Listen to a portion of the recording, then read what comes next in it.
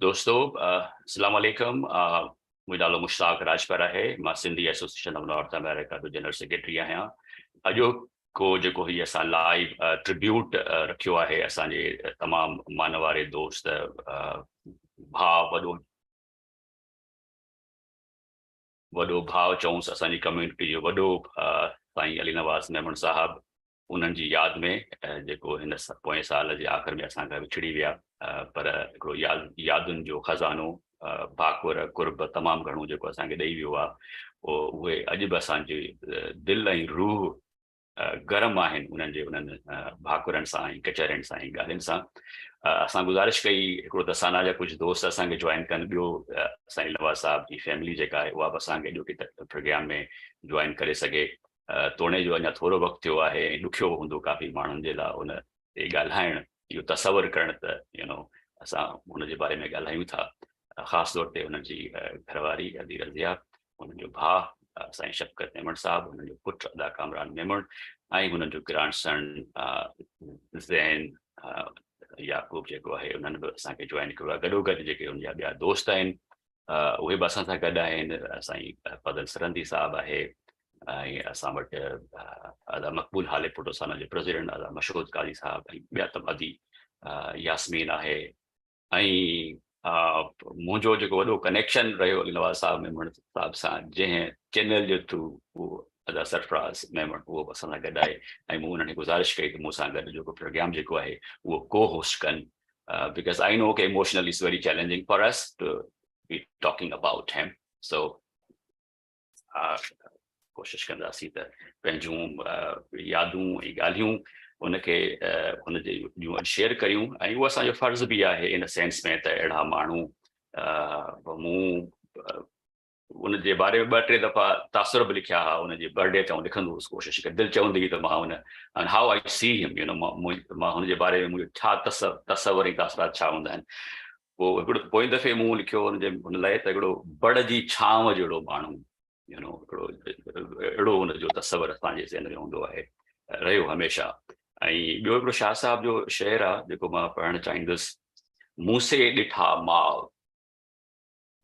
ॾिठा माउ जनी ॾिठो पीढ़ीअ खे तनी संदी का करे न संगा ॻाल्हिड़ी यानी चए थो त ओ mother I saw the ones हू सॉ द बिलव्ड सो साईं ईअं लॻंदो त ॼण उन महबूब खे उन मंज़िल खे उहा ॾिठी हुजे उहा सॼी रोशनी हुन में हुनजी शख़्सियत में हुनजे कमनि में हुनजे इज़हार में हुनजी गुफ़्तगू में हुनजे भाकुरनि में उहा तवानाई ऐं रोशनी जेका आई उहा नज़र ईंदी सो विद दैट तव्हां सभिनी खे वेलकम करण जे लाइ ऐं सना जे प्रेसिडेंट डॉक्टर मक़बूल हालेपुट साहब खे गुज़ारिश कंदुसि उहो असां तरफ़ां सना जे तरफ़ां तव्हां सभिनी खे भली कार चवे ऐं पंहिंजा ख़्याल पेश करे बाक़ी दोस्तनि गुज़ारिश आहे त पंहिंजूं माइक्स ऑफ रखनि डॉक्टर मक़बूल हालेपुट मुश्ताक आवाज़ अचे पियो तव्हांजी वॾी महिरबानी तव्हांजी अदा नौमान जी असांजे मीडिया कमेटी जी अदा सरफराज़ जी ॿियनि सभिनि जी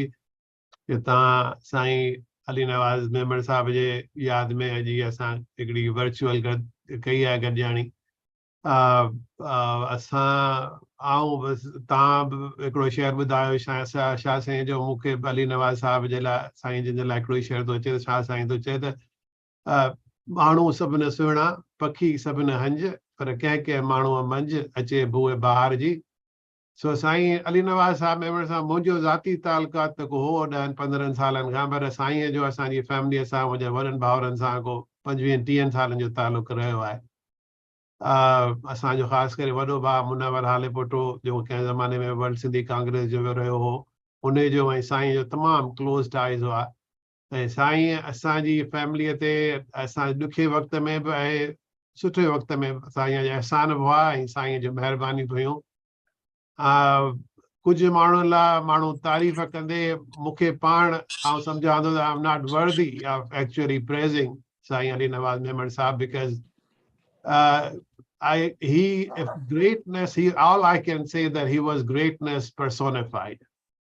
साईं जूं ख़िदमतूं असांजी सिंधी कम्युनिटी लाइ त अमेरिका में सिंधियुनि लाइ वर्ल्ड बैंक जे थ्रू सॼी दुनिया लाइ तारीख़ी आहिनि तारीख़ी रहंदियूं साईं जा ख़्यालात साईं जा ideas the best service that we can do to his memory is to carry on his thoughts and his ideologies and his ideas and how he had some very unique ideas. I remember sitting down with him and having discussions on how we can change the whole economy in Sindh and how that'll change the whole moral fabric of Sindh. And I think if we can even achieve a fraction of his ideas, we will make some historical changes. And मुंहिंजो role जेको आहे जेको 2-3 साल सना सां गॾु आहे असां पंहिंजी पूरी कोशिशि कंदासीं that we do justice to Ali Nawaz Memon Sahab and all his services and all his ideas. बस ॿियो इन खां वधीक असांजे दिलनि में हमेशह रहंदो खणी जे हींअर असां सां गॾु हुजे न हुजे पर असांजे रूह ऐं असांजे दिलि में साईं हमेशह रहंदो तव्हांजी सभिनि जी वॾी महिरबानी माफ़ कजो आऊं आहियां अॼु कॉल ते चवंदा आहिनि मुलाणी जी दौल मस्जिद ताईं डॉक्टरनि जी दौड़ हूंदी आहे अस्पताल ताईं so I'm in between 2 hospitals so I may not be able to stay too long but I'm with you we are open to any ideas any suggestions to carry on Sayyid Ali Nawaz Sahab's legacy and I think as I said before that is the best service we can do to him is to carry on his legacy and try to fulfill it to the maximum. Thank you. महिरबानी साईं doctor मक़बूल हालेपुटा साहब ऐं बिल्कुलु तव्हां जेका उहा ॻाल्हि कई त सना ईसी जेका आहे is open to any ideas and suggestions with reference to असां साईं जे कम खे पैगाम खे ऐं जेका हुननि जी डायरेक्शन बि कम जी ख़ासि तौर ते उनखे कीअं अॻिते खणी हली सघूं था I think that should be one of the topic as well in addition to JK तव्हां पंहिंजूं ॻाल्हियूं यादूं शेयर कयो अॼु उन में हिकिड़ी ॻाल्हि जेके बि साईं अली नवाज़ साहिब सां वेझा आहिनि सभिनी ख़बर आहे त he was a big on giving scholarships, helping young students to get education. So, उनजे बारे में भी का सलाह हुजे का गाल तजवीज़ हुजे त we would love to be part of that EC हुजे या उनजा दोस्त हुजनि उनजी family हुजे you know we would love to continue that legacy of giving, the legacy of supporting you know अदा सरकार खे ख़बर आहे त यानी unknown माण्हू उनखे कॉल कंदा हुया you know का सुञाण बि न वास्तो बि न मूंखे कॾहिं कॾहिं फोन कंदो यार पोइ हिन जी त का पुछा कर हिन हेल्प लाइ गुज़ारिश कई आहे यू नो सो पोइ वेठो आउं ॻोल्हींदो हुउसि उन माण्हू जो इहो किथां जो आहे केरु आहे हिनखे ज़रूरत आहे या न आहे उते हूंदोसि तॾहिं बि ऐं हिते जॾहिं आयुसि तॾहिं बि अली नवाज़ साहिब जी कॉल ईंदी त उन में इहो हूंदो अदा पोइ जेका गुज़ारिश आई आहे इन जो छा करिणो आहे यू नो सो इहा ख़ासियत ॾिसो न माण्हू जी सिंधी में चवंदा आहिनि त जंहिंजो कोई न आहे उनजो ख़ुदा आहे अलाह आहे इहा हिकिड़ी सिफ़त आहे हिकिड़ी क्वालिटी आहे यानी ख़ुदा जूं जेके इलाही सारा नाला आहिनि वसफ़ूं आहिनि इंसान बि त रिफ्लेक्शन्स त आहिनि न मतिलबु जीअं फिलोसोफर चवंदा आहिनि त यू नो वट नथा वञूं उन बहस में पर इहा जेका ख़ूबी हूंदी नवाज़ मेमन साहिब जी तव्हां सां उनजो को तालिक़ न हुजे का वाक़ियत न हुजे तव्हांखे ॿुधाईंदो हूंदो ॻाल्हियूं न कीअं माण्हू हुनजे ऑफिस में ईंदा हुया जॾहिं इस्लामाबाद में हुयो नेपरा जो जॉब्स जे लाइ ऐं पोइ वेही उन्हनि इंटरव्यू कंदो वरी उन्हनि लाइ उन्हनि खे कनेक्ट कंदो ॿियनि माण्हुनि सां सो इहा जेका हुनजी ख़ूबी हुई थैंक यू अदा मक़बूल काफ़ी सारनि दोस्तनि असां ॿियनि जॉइन कयो आहे अदा मंसूर कुरैशी बि असांखे जॉइन कयो आहे साईं अमर याकूब साहब ऐं दानिश साईं गुलाम मुस्तफ़ा सुबड़ साहब and so thank you all मां गुज़ारिश कंदुसि साईं फज़ल सरंदी साहिब खे त छाकाणि त उहे आउट ऑफ कंट्री आहिनि त उहे ॿ लफ़्ज़ ॻाल्हाइनि नवाज़ साहिब सां हिकिड़ो पुराणो तालुक़ु हुयो उन्हनि जो so over to you Saint Fazal Sarandi sahab. Hey, Mushtaq sahab, assalamu alaikum, salam everybody. Can you guys hear me? Yes, Saint. Okay, so if we all started with the Shah sahab, okay, so I'm going to start with the Shah sahab also. So Shah sahab jo kado baita raat guzri vai subh थियो पखिन खोलिया पर किन मेड़िया माणिक मोती किन मेड़िया कख मिलिया उन्हनि खे लख जिन उम्मीद न लाथी अलाह मां सो साईं जेको आहे अली नवाज़ इन कॾहिं बि अलाह मां उम्मीद कोन लाथी I mean, he was very optimistic that he'll beat this thing, what he was dealing with. I spoke to him about maybe 6-7 months ago, and he was still very optimistic that he's gonna beat this thing. And I was telling him that how blessed he is, which we all know how blessed he was, that God has given him so much, that we are lucky to have a little bit of what he has, that God has given him, the intelligence, the respect in the community, family, kids, grandkids, an amazing career. He was an icon, not just in the Sindhi diaspora, but Pakistani diaspora at large. I had an event at my house one time, and he was talking to some of my American friends, and till today, they ask me about Ali Nawaz, that how's that friend of yours doing? Because they talk philosophy. He was fluent in French and all that. So, it's a loss to all of us.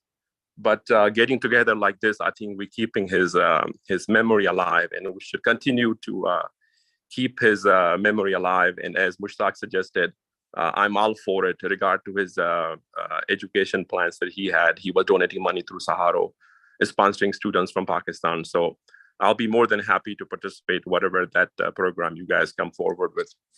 So my personal interactions with him always, he was very complimentary. He was very encouraging.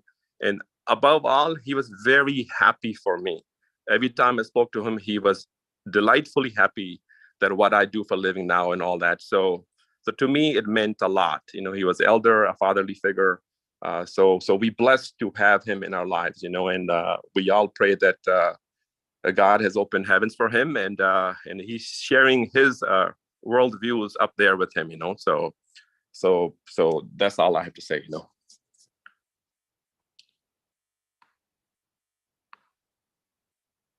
जी अदा फजल सरंदी साहब मेहरबानी तमाम तमाम बेहतरीन tribute पेश कयो हिकिड़े बेहतरीन माण्हू जे लाइ ऐं मां बि सॼो ॾींहुं सोचियुमि त मां ॻाल्हायां त छा ॻाल्हायां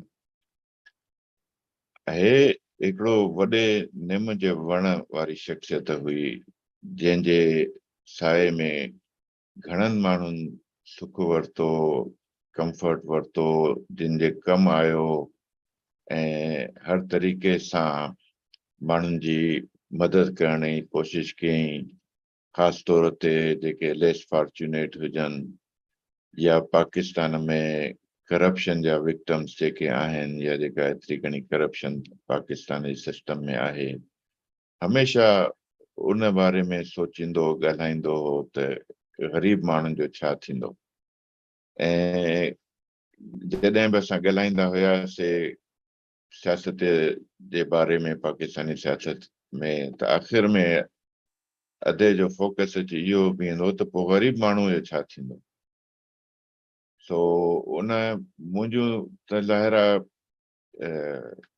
कज़िन बि आहे ब्रदर इन लॉ बि आहे दोस्त बि आहे मेंटोर बि ऐं सभ खां वॾी ॻाल्हि त मुंहिंजो दोस्त तमामु वेझो दोस्त बि उहो जंहिंसां मां ओपनली वेही असां हिक ॿिए सां ॻाल्हाईंदा बि हुयासीं ऐं एग्री बि कंदा हुयासीं ऐं डिसएग्री बि कंदा हुयासीं उनजो बि पंहिंजो हिकिड़ो मज़ो हूंदो हुयो अधे सां डिस्कस करण जो सो हाणे उन बारे में वधीक मां हिन वक़्तु छा ॻाल्हायां पर मां पंहिंजी भेण अदा अली नवाज़ जी ज़ाल रज़िया मेमन खे रिक्वेस्ट कयां थो त उहा पंहिंजे ख़्यालात जो इज़हार करे अदा नौमान अनम्यूट कजो आपा म्यूट आहे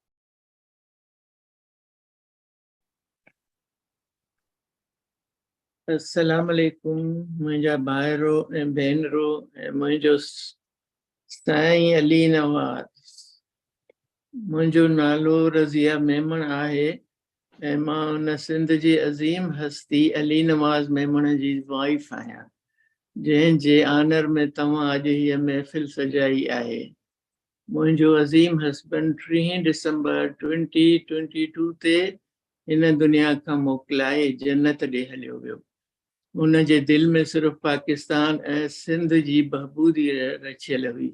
उन जी ज़िंदगीअ जो मक़सदु सिर्फ़ इंसान ज़ात जी ख़िदमत करणु हुयो। 8 अक्टूबर 2021 ताईं हू मुकमिल सेहतमंद हुयो ऐं पंहिंजे मिशन में मसरूफ़ हुयो। 8 अक्टूबर ते असांजे वॾे पुट कामरान उन जे कंध ते हिकिड़ो कारे रंग जो निशान ॾिठो। असां सम्झोसीं त या एलर्जी आहे या कंहिं कीड़े काटियो आहे, पर उहो दाग़ वधीक फैलण लॻो। केतिरनि डॉक्टरनि जो इलाज शुरू थी वियो, पर कंहिं बि डॉक्टर खे सम्झ में न आयो त छा प्रॉब्लम आहे। हर डॉक्टर उन जो ब्लड टेस्टियूं करण लॻो। आख़िर हिकु डॉक्टर खे शक पियो त ही को कैंसर आहे। असांजे घर खां 50 मील परे हिकु कैंसर जी तमामु मशहूरु हॉस्पिटल आहे।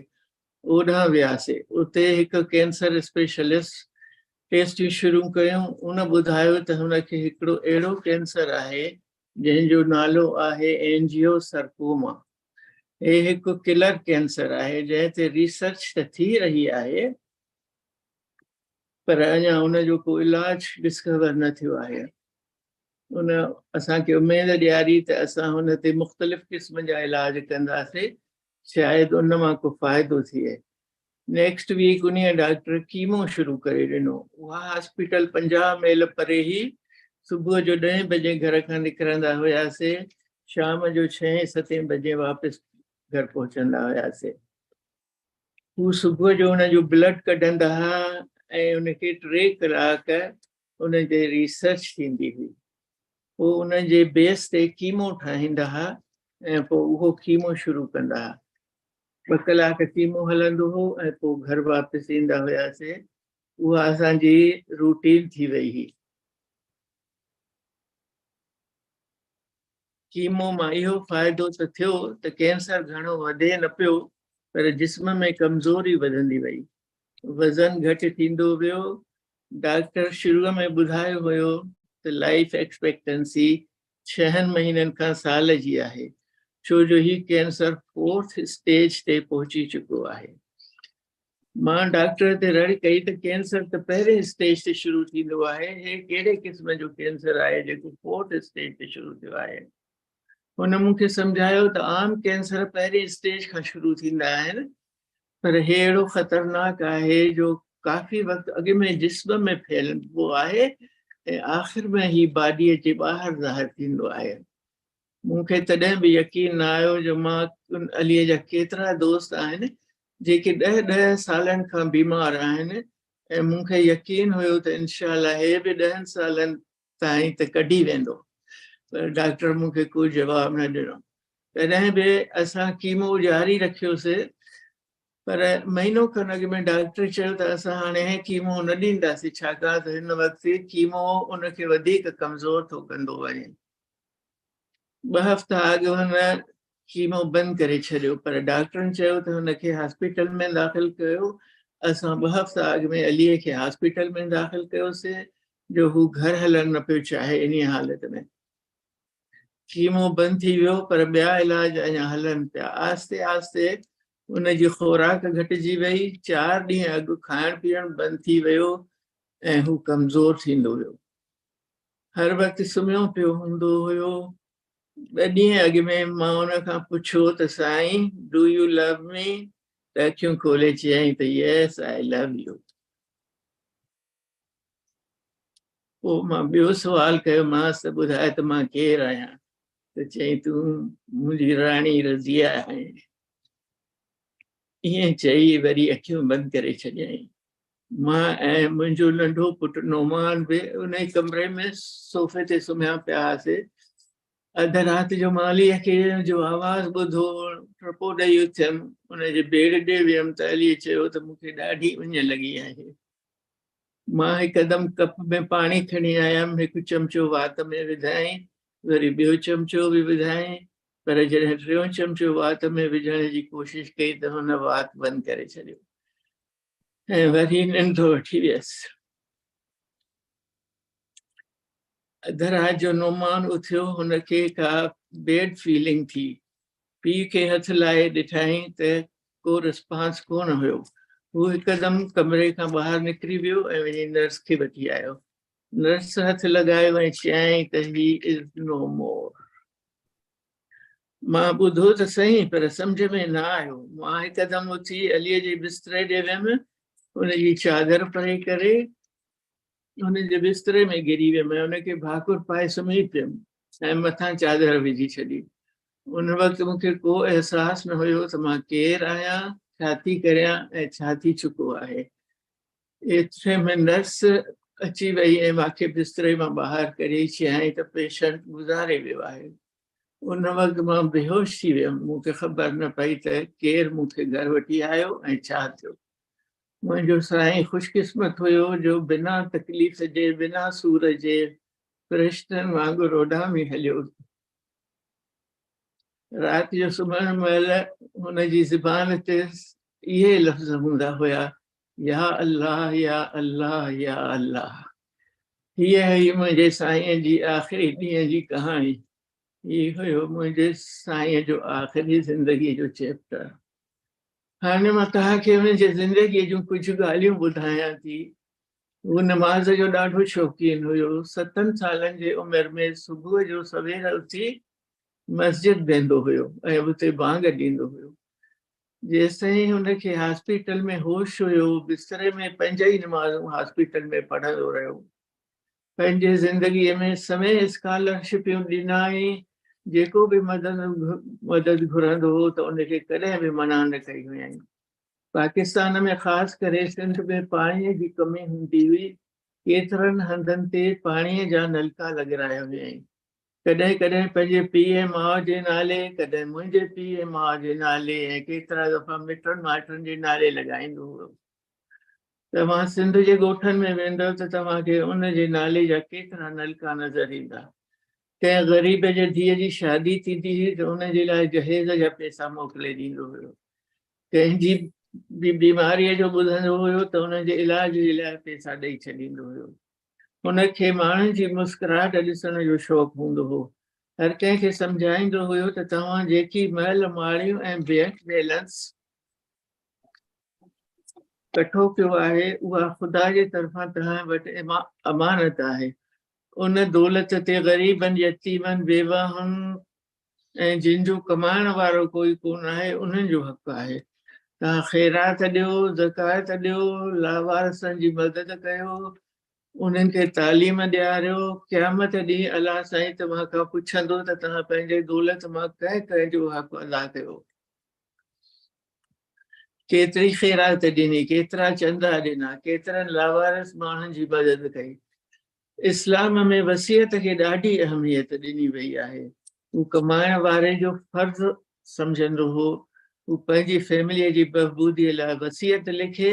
जेकॾहिं हू गुज़ारे वञे त उन्हनि जी मिल्कियत सिर्फ़ु उनजे फैमिली ऐं ॿारनि बच्चनि जो हक़ आहे। उनजे चाचनि मामनि ऐं कंहिं बि मिट माइटनि जो उनजे दौलत ते को हक़ कोन्हे। बल्कि उन्हनि माइटनि जो फर्ज़ आहे त जंहिं माईअ जो कमाइण वारो मुड़ुसु हलियो वियो, कहिड़ी तरह सां उनजी हेल्प कनि, उनजे यतीम ॿारनि जी कहिड़ी मदद कनि। अलीअ खे वसियत जो तमामु घणो शौक़ु हूंदो हो। हुन केतिरा साल अॻु जॾहिं पंहिंजे लाइ कब्रिस्तान में प्लाट वरिता हुया, उहा वसियत बि पंहिंजे फैमिलीअ जी प्रोटेक्शन लाइ वकील खां लिखाए छॾी हुयईं। हुनखे ख़बर हुई त पाकिस्तान में बेवा औरत हिकु लावारिस औरत हूंदी आहे, जंहिंजो को बि हमदर्द न हूंदो आहे। पाकिस्तान में इहो रवाज आहे त जॾहिं को गुज़ारे वेंदो आहे त चाचा मामा सॼे माल ते कब्ज़ो करे वेंदा आहिनि ऐं चवंदा आहिनि त ही नंढा ॿार आहिनि, असां उन्हनि खे पालींदासीं, उन्हनि खे संभालींदासीं ऐं उन्हनि जी प्रॉपर्टी बि संभालींदासीं। पर आस्ते आस्ते उहो सॼो माल हज़म करे वेंदा आहिनि ऐं ॿार ऐं हुनजी ज़ाल कंहिं मिट माइट जे दरनि ते धिका खाईंदा ॾिठा वेंदा आहिनि। उन करे वसियत करे पंहिंजी फैमिलीअ खे बचाइण लाइ पूरी तवजा ॾियो त तव्हांजी फैमिली तव्हां खां पोइ बि इज़त ऐं आबरू सां गुज़ारे सघे। अला साईं तव्हां सभिनी खे वॾी हयाती ॾे, पर ज़िंदगीअ जो को भरोसो न आहे त अॻ में केरु वेंदो। उन करे हर माण्हूअ खे पंहिंजे फ़ैसिले जी, पंहिंजे फैमिलीअ जी हिफ़ाज़त लाइ इहो क़दम खणणु खपे। तव्हां सभु माशाअल्लाह कमाइण वारा आहियो, पंहिंजे फैमिलीअ जी प्रोटेक्शन जो इंतज़ाम तव्हांखे करणु खपे, छो जो मिट माइट ॾाढा ख़ुदिगर्ज़ हूंदा आहिनि। उहे तेसि ताईं उन फैमिलीअ जा दोस्त हूंदा आहिनि जेसि ताईं उहो माण्हू जीअरो हूंदो आहे। उनजे वञण खां पोइ उन औरत ऐं ॿारनि जो को बि कोन हूंदो आहे। उन्हनि पंहिंजी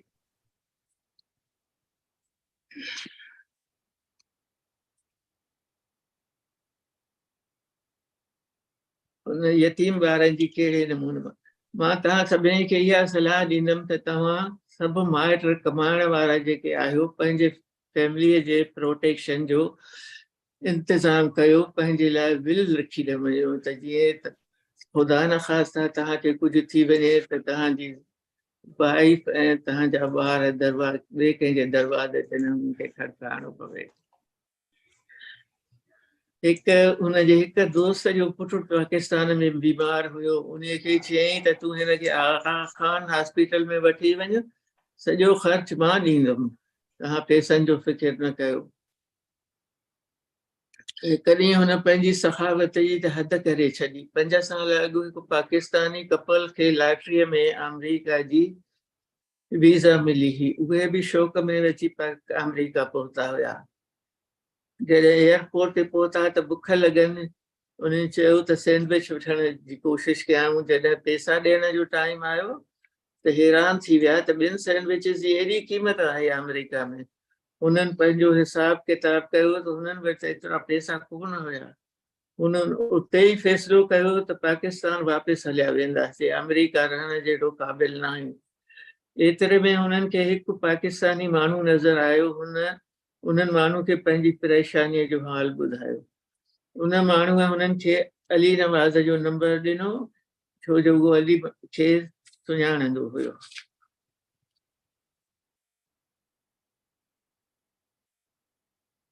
उनखे चयईं त तव्हां हिन माण्हूअ वटि वञो, हू ज़रूरु तव्हांजी मदद कंदो। हुननि हिकदमि असांजो नंबर डायल कयो, हू अची असांजे घर पहुता। ॻाल्हाईंदे ॻाल्हाईंदे ख़बर पई त हू त असांजे कंहिं कज़िन जा माइट हुया ऐं उन्हनि खे पंहिंजी परेशानी ॿुधाई। चवण लॻा त हुननि वटि कुझु हुननि चयो त असां वटि कुझु सोन आहे जेको असां विकिणणु था चाहियूं। जे असां हुननि खे माल में कंहिं ज्वेलर वटि वठी वियासीं, उते अधीअ पंहिंजे ॿाहनि मां 2 चूड़ियूं लाहे ज्वेलर खे ॾिनियूं त असां ही विकिणण था चाहियूं। ज्वेलर ॾिसी चयो त ही त तमामु सनियूं ऐं कमज़ोर आहिनि, हिननि मां त तव्हांखे कुझु न मिली सघंदो। सो ज्वेलर उन खां वठण खां इनकार कयो। हू वेचारा ॾाढा परेशान थी विया। एतिरे में साईं जन जी नज़र मुंहिंजे ॿाह में पयल कंगण ते पइजी वई। हुननि माण्हुनि खे चयईं त तव्हां साम्हूं वारी बेंच ते वञी वियो, असां अचूं था। साईं मूंखे चयो त हिकिड़ी महिरबानी कंदीअ। मां पुछियो त तव्हांखे छा खपे। मूंखे चयईं त इहो कंगण मूंखे लाहे ॾे त मां हिननि माण्हुनि जी मदद करे सघां थी। मूंखे ॾाढी इन ॻाल्हि ते कावड़ आई। मां उहो कंगण न पई ॾियणु चाहियां जो अलीअ उहो कंगण मूंखे शादीअ जे 25वीं सालगिरह ते गिफ्ट कयो हुयो। पोइ मूंखे लालच ॾिनई त इहो कंगण तूं हिननि ज़रूरतमंदनि जे लाइ इस्तेमालु कयूं। क़यामत में तोखे अलाह साईं सॼी सोन जी सिर ॾींदो ऐं तूं उन मां केतिरा कंगण ठाराए सघंदीअ। मां बि इहो ॿुधी कंगण लाहे ॾिनो ऐं उहो ज्वेलर खे ॾिनोसीं। उहो कंगण काफ़ी क़ीमती हुयो ऐं उन मां काफ़ी पैसा मिली विया। उहे पैसा असां उन माण्हूअ खे ॾिनासीं।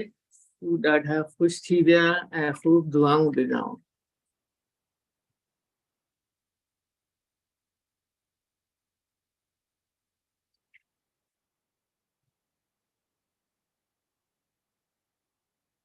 कुझु ॾींहंनि खां पोइ अलीअ हुननि खे 7-11 ते नौकिरी बि वठी ॾिनी।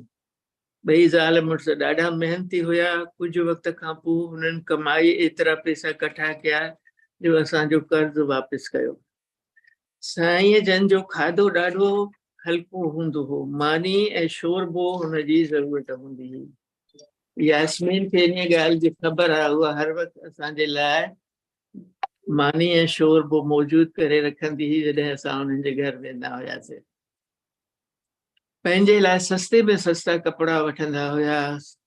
दोस्तनि खे मॉल में शॉपिंग लाइ वठी वेंदा हुया त हू $1000 जा सूट बूट या टाइयूं वठंदा हुया त हे वधि में वधि $50 जो सूट बूट वठंदो हो। दोस्त पुछंदा हुयसि तूं असां खां पैसा उधारा वठ, तो वटि पैसा कोन आहिनि छा जो तूं $50 जो बूट तो वठे। त तो वटि पैसा कोन आहिनि त असां खां उधार वठ। त हू चवंदो हुयो त कपिड़ा ऐं बूट त पंहिंजे जिस्म खे ढकण लाइ वठिबा आहिनि। कंहिंखे कुझु कहिड़ी ख़बर पवंदी त मां $50 जो सूट जो बूट पाए वेठो आहियां ऐं तव्हां $500 जो बूट पातो आहे। हू चवंदो हुयो त पाकिस्तान में त ग़रीब लुंडे जा कपिड़ा ऐं बूट पाए गुज़ारो कंदा आहिनि। साईं जन जे दिमाग़ में हर वक़्तु सिंध ऐं पाकिस्तान समायल हूंदो हो। अधु राति जो उथी पाकिस्तानियुनि जी ज़रूरत जो सोचींदा हुआ ऐं नोट लिखी रखंदा हुआ त सुबुह जो छा करिणो आहे। जॾहिं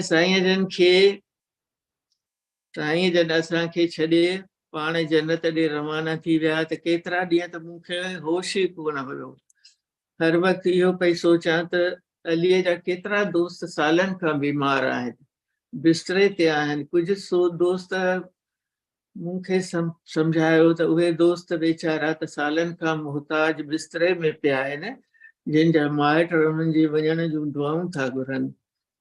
केतिरा वीचारा व्हील चेयर मां किरी किरी उन्हनि जा हॾा भॼी पिया आहिनि, हॉस्पिटल में मरण जूं दुआऊं घुरी रहिया आहिनि। अलीअ जो हिकु दोस्त 4 साल कोमा में घर में बिस्तरे ते पए हाणे वेझाईअ में गुज़ारे वियो आहे। मां जॾहिं इहे ॻाल्हियूं सोचियमि त मूंखे अहसासु थियो त अली त केॾो ख़ुशकिस्मत हुयो जो उन्हनि सभिनी तकलीफ़नि खां बची वियो। बिस्तरे में राति जी ख़ामोशीअ में बग़ैर सूर जे बग़ैर तकलीफ़ जे जन्नत ॾे रवानो थियो। मां दुआ घुरंदी आहियां त असां सभिनी खे बि अलाह साईं एॾी आसानीअ सां पाण वटि घुराए वठे। असां फ़ैसिलो कयोसीं त अमेरिका में रहणो आहे ऐं हे ई असांजो घर आहे त असां क़ब्रिस्तान में पंहिंजे लाइ कुझु प्लाट वठी रखिया हुआसीं। हुनखे शायदि इहो अहसासु थी वियो त हुन हिकु ॾींहुं कामरान खे चयो त हली उहे प्लाट ॾिसी अचूं क़ब्रिस्तान में। कामरान हुनखे क़ब्रिस्तान वठी वियो ऐं हुन पंहिंजी जेके असांजा प्लाट हुया उहे कामरान खे ॾेखारिया। चयो त हीउ स्पेस मूंखे ॾिजो, हिन नमूने जी क़बर ठाहिराइजो, ही 4 पासनि खां कारे रंग जा स्टोन लॻाराइजो। हुनजी नेक्स्ट मुंहिंजे प्लाट जी बि बुकिंग आहे। जॾहिं मुंहिंजो वारो आयो त मुंहिंजो बिस्तरो बि उते तयारु आहे। तव्हां दोस्तनि खे जेकॾहिं चांस मिले त अची असां लाइ दुआ ज़रूरु घुरिजो। साईं जे वञण खां पोइ मूंखे हर वक़्तु अकेले हुजण जो अहसासु हूंदो हो, पर हिकु ॾींहुं मूंखे अहसासु थियो त अली मूंखे अकेलो छॾे न वियो आहे। उहो मूंखे 3 प्यारा फरमाबरदार नेक ॿार छॾे वियो आहे। कामरान, रेशमा ऐं नोमान मुंहिंजी अखियुनि जी रोशनी आहिनि। 5 ग्रैंड चिल्ड्रन आहिनि, ज़ैन, ज़करिया, सोफिया, समर ऐं लाना मुंहिंजी ज़िंदगीअ जी रोशनी आहिनि। अलाह पंहिंजो घर ॾिनो आहे। मूंखे पंहिंजा 2 भाइर डॉक्टर सरफराज़ ऐं मसूद ॾिना आहिनि। ॿई मुंहिंजा नंढा भाइर आहिनि पर मुंहिंजा बहितरीन दोस्त आहिनि जेका हिकु फ़ोन जे आवाज़ ते मां वटि मौजूदु हूंदा आहिनि। केतिरा मिट माइट सुठा दोस्त आहिनि जेके हर वक़्तु मौजूदु हूंदा आहिनि। सभ खां वॾो अलाह मूंसां गॾु आहे। पोइ मां अकेली त न आहियां मूं वटि ॿुधाइण लाइ त घणियूं कहाणियूं आहिनि पर केतिरा भाइर भेनर इंतज़ार में वेठा आहिनि त हीअ हिन माईअ मां कॾहिं जान छुटंदी त असांखे बि ॻाल्हाइण जो मौक़ो मिलंदो उन जे करे मां तव्हांखे हाणे ख़ुदा हाफ़िज़ चई रही आहियां पर उन्हीअ तव्हां असांजे लाइ ऐं अली नवाज़ जे लाइ महिरबानी करे दुआ में यादि कंदा कयो तव्हांजी वॾी महिरबानी थी असां ज़िंदगी ॾाढी सुठी गुज़ारी आहे असां जॾहिं असां क़बरूं वरितियूं त उन वक़्तु बि अली नवाज़ पंहिंजी वसियत लिखी हुई त वकील ॾे वियो ऐं चयाईं त मुंहिंजी हीअ वसियत आहे त जॾहिं मां हितां वञा त तव्हां मुंहिंजो जेको कुझु बि आहे उहो मुंहिंजे औलाद ऐं मुंहिंजे ज़ाल जे लाइ आहे तो मता उन्हनि खे उनजे चाचनि मामनि नाननि जे हथ छॾे ॾियो तो अलाह साईं असांखे घर बि ॾिनो आहे रहण जे लाइ ऐं रोज़ी रिज़क बि ॾिनो आहे बसि असांखे तव्हांजे दुआनि जी ज़रूरत आहे उमेद त तव्हां असांखे दुआनि में यादि कंदा रहंदा जी जी भेण रज़िया अली मेमन जी आपा तमामु बहितरीन तरीक़े सां तव्हां पंहिंजे हस्बैंड खे पंहिंजे साईं खे ट्रिब्यूट पेश कयो आहे he was definitely one of the best husbands I have ever come across. I have seen हमेशा हुनखे पाण खां वधीक इहो फ़िक्र हूंदो हो असां सां ॻाल्हाईंदो हुयो चवंदो हो मुंहिंजे वञण खां पोइ रज़िया जो ख़्यालु कजो ऐं एतिरो ऑर्गेनाइज़्ड माण्हू हुयो जो पंहिंजे वफ़ात खां तक़रीबन 2-2.5 महीना अॻु में मूंखे ऐं कामरान खे हिकिड़ी ईमेल लिखियईं उन में इहो लिखियईं त उन सब्जेक्ट हुयो फ्यूनरल अरेंजमेंट्स ऑफ अली नवाज़ मेमन उन में असांखे हिकु हिकु स्टेप बाक़ाइदे जीअं स्टैंडर्ड ऑपरेटिंग प्रोसीजर हूंदो आहे उहो असांखे डायरेक्शन ॾिनई सो इट वॉज अमेज़िंग कि हुन केॾी बहादुरीअ सां एॾो ॾुखियो वक़्तु फेस कयो ऐं कुझु माण्हू लिकाईंदा आहिनि इहे ॻाल्हियूं पर हुन पहिरें ॾींहं खां फेसबुक ते सभिनि खे ओपनली ॿुधायो हाल अहिवाल ऐं पंहिंजे रवाने थियण खां 2-3 ॾींहं अॻु में ताईं जेसि ताईं उहो आस्ते आस्ते ॻाल्हाए सघे पियो तॾहिं बि फेसबुक ते अपडेट विधई छो जो ही वॉज पीपल्स मैन चवंदो हो मां जेको बि माण्हुनि खे ॿुधाए सघां ॾेई सघां जहिड़े हड़ो वड़ो जीअं चवंदा आहिनि त उहो ॾियां ऐं हीअ बि हिकिड़े क़िस्म जी नॉलेज आहे माण्हुनि जे लाइ त जॾहिं माण्हू खे ख़बर पवे थी त हाणे मुंहिंजो टाइम हिन दुनिया में ख़तमु थियण वारो आहे त that is a very difficult time ऐं उन टाइम में इहो बहादुरी एतिरी हुजे जो पंहिंजो हिकु हिकु शइ खे सॼी दुनिया सां शेयर करे त जीअं ॿिया माण्हू हिमत वठनि so that was he was a great man हुन लाइ केतिरो मां ॻाल्हायां घटि थींदो बिल्कुलु बिल्कुलु सरफराज़ ऐं ख़ासि तौर ते तव्हां जेको अदी रज़िया जे तहरीर ते यादूं जेके हुन कलमबद्ध कयूं आहिनि जंहिं बुर्दबारी सां अदी इलाही ॾुखियो मरहलो चओ लम्हो चओ जेको हादसो आहे साईं जो वञणु पर जंहिं अंदाज़ सां बुर्दबारी सां तव्हां पंहिंजूं सोचूं पंहिंजा ख़्याल कलमबद्ध कया आहिनि मुंहिंजे ख्याल में सिंधी अदब में जेके तहरीरूं आहिनि औरतुनि जूं पंहिंजे प्यारनि जे लाइ this is one of the beautiful piece of writing ऐं मां तव्हांखे गुज़ारिश कंदुसि त इनखे अञा थोरो वधायो पोइ वक़्तु मिलेव त जीअं तव्हांजी शादी जा ॾींहं हुया या हुननि जूं जेके मुल्क खां ॿाहिरि पोस्टिंग्स थींदियूं हुयूं या विच में पाकिस्तान वियो नेपरा जे में या दौरनि ते वेंदो हुयो उहे बि जेकॾहिं तव्हां कलमबद्ध कयो त असां इनखे छपाए सघूं था ऐं अदा सरफराज़ ऐं आऊं असां ॿई रिस्पॉन्स या ज़िमेदारी खणूं था त हुननि जी ईंदड़ साल डिसंबर में या हिन साल डिसंबर ताईं असां हिनखे किताब जी सूरत में आणियूं। मां बि चाहींदुसि त ॿ टे लफ़्ज़ लिखां या ॿिया जेके दोस्त आहिनि या कुझु जेके अॼु ॻाल्हियूं थियनि पियूं उन्हनि खे में बि असां कुझु ट्रांसक्राइब करे सघूं ऐं हिकिड़ो किताबु उन्हनि जी ज़िंदगी ते आणियूं। ॾाढो ज़बरदस्त थींदो। ऐं अॼोके हिन जेको असां करियूं पिया, अदा सरफराज़ खे मूं चयो असां सभिनी खे ॾुख आहे, असां रुना बि आहियूं ऐं विसरंदो बि कोन आहे।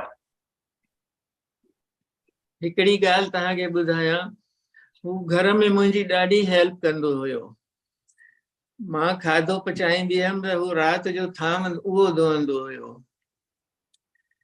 ऐं जॾहिं असांजो वॾो पुटु कामरान पैदा थियो हो त जॾहिं असां घर आयासीं त मूंखे ॿुधायईं, उहो सॼो टाइम हॉस्पिटल में हुयो ऐं उन मुंहिंजी डिलीवरीअ जो सॼो पेन ॾिठो हुयो। सो घर में अचण खां पोइ मूंखे ॿुधायईं त मां 8 ॾींहंनि जी मोकल वरिती आहे, मां कम ते न वेंदुमि, मां घर मां संभालींदुमि, तूं सिर्फ़ु ॿार खे ऐं पाण खे संभालजांइ। ऐं उहो ई हुन कयो। 8 ई ॾींहं हुन मूंखे बिस्तरे मां उथण न ॾिनो। हू मूंखे बेड टी खां वठी एंड ताईं राति जी मानी बिस्तरे में ॾींदो हो।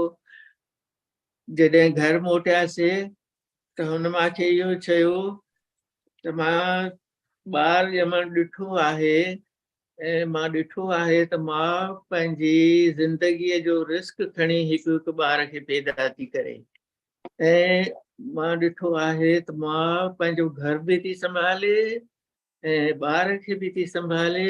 तो मूंखे इहो चयईं त इहो कमु ॾाढो मुश्किल आहे, तो मूंखे इहो चयईं त महिरबानी करे ॿियो ॿार न पैदा कजे, छो जो मां घर न संभाले सघंदुसि। बसि पर ख़ैर सां ॿिया ॿार बि ॼमी विया। अलाह साईं उन्हनि खे नेक साले कयो आहे ऐं इंशाअल्लाह उहे सभिनी वॾनि जी इज़त ऐं मदद कंदा। अलाह साईं उन्हनि खे हिदायत कंदो त जीअं तव्हां सभिनी जी बि हू ख़िदमत करे सघनि। बिल्कुलु महिरबानी ऐं बिल्कुलु। उमेद त तव्हां असांजी गुज़ारिश खे कंसीडर कंदव ऐं इहा जेका लिखण जो सिलसिलो आहे साईं जी यादि में उहो उनखे तव्हां जारी रखो ऐं असांखे इहो जेको ड्राफ्ट आहे इहो ॾियो त असां डिसंबर खां पहिरियों अदा सरफराज़ ऐं आऊं गॾिजी करे उनखे छपायूं। ऐं असांखे ॿियनि दोस्तनि वॾा सरफराज़ जॉइन कयो आहे, पर मुंहिंजे ख़्याल में हींअर असां जेको नवाज़ साहब जो ग्रांड सन आहे ज़ैन, उनखे गुज़ारिश करियूं त उहे पंहिंजा ख़्याल शेयर करे। मूंखे बसि इहा ख़बर आहे त ज़ैन सां कहिड़ो दफ़ो इन पर्सन मुलाक़ात उन ॾींहुं ई थी हुई कब्रिस्तान ते। ऐं पर उनखां पहिरियों Zain we been looking at your photographs whenever you used to visit Ali Nawaz Saab's home, and he would always post your pictures. I remember talking to him a couple of times and he would say ke ada ma ta busy aaya munja baar tha achan. So he really loved every time you people visited him, and he would not schedule any other meeting or nothing because he really saw. So over to you, Zain. Yeah, thank you very much. It's firstly, thank you so much, Nana, for sharing all of that. It's very amazing.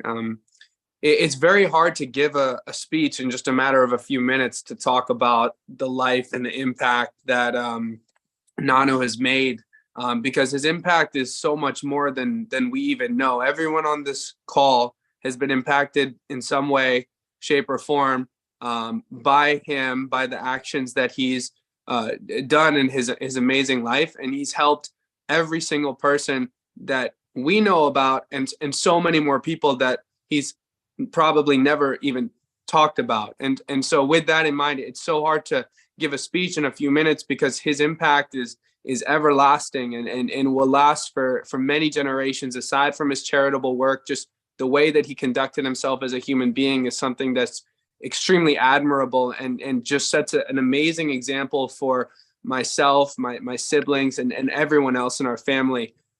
There's one story I think that's very touching to me that about his life that just exemplifies the type of person that he was, and I'd love to share it.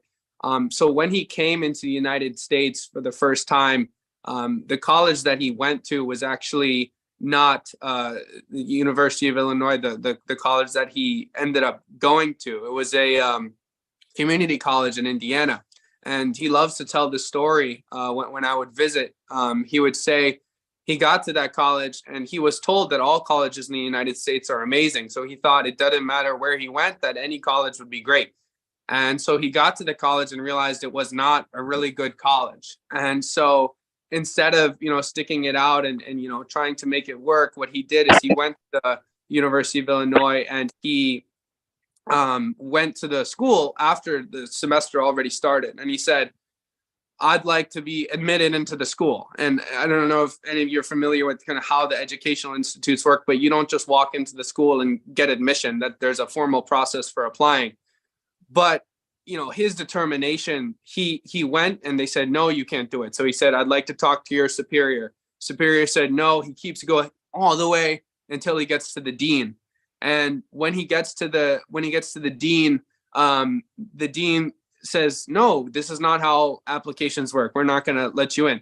So what he does is he gets a list of he gets a box of all of his medals, his achievements that he's made in education, his certificates, his awards, and he puts them on the table and he says, sir, I have no other way to ask you, but I need admission into this school. And he persevered. And because he did all of that, he was granted admission into the school.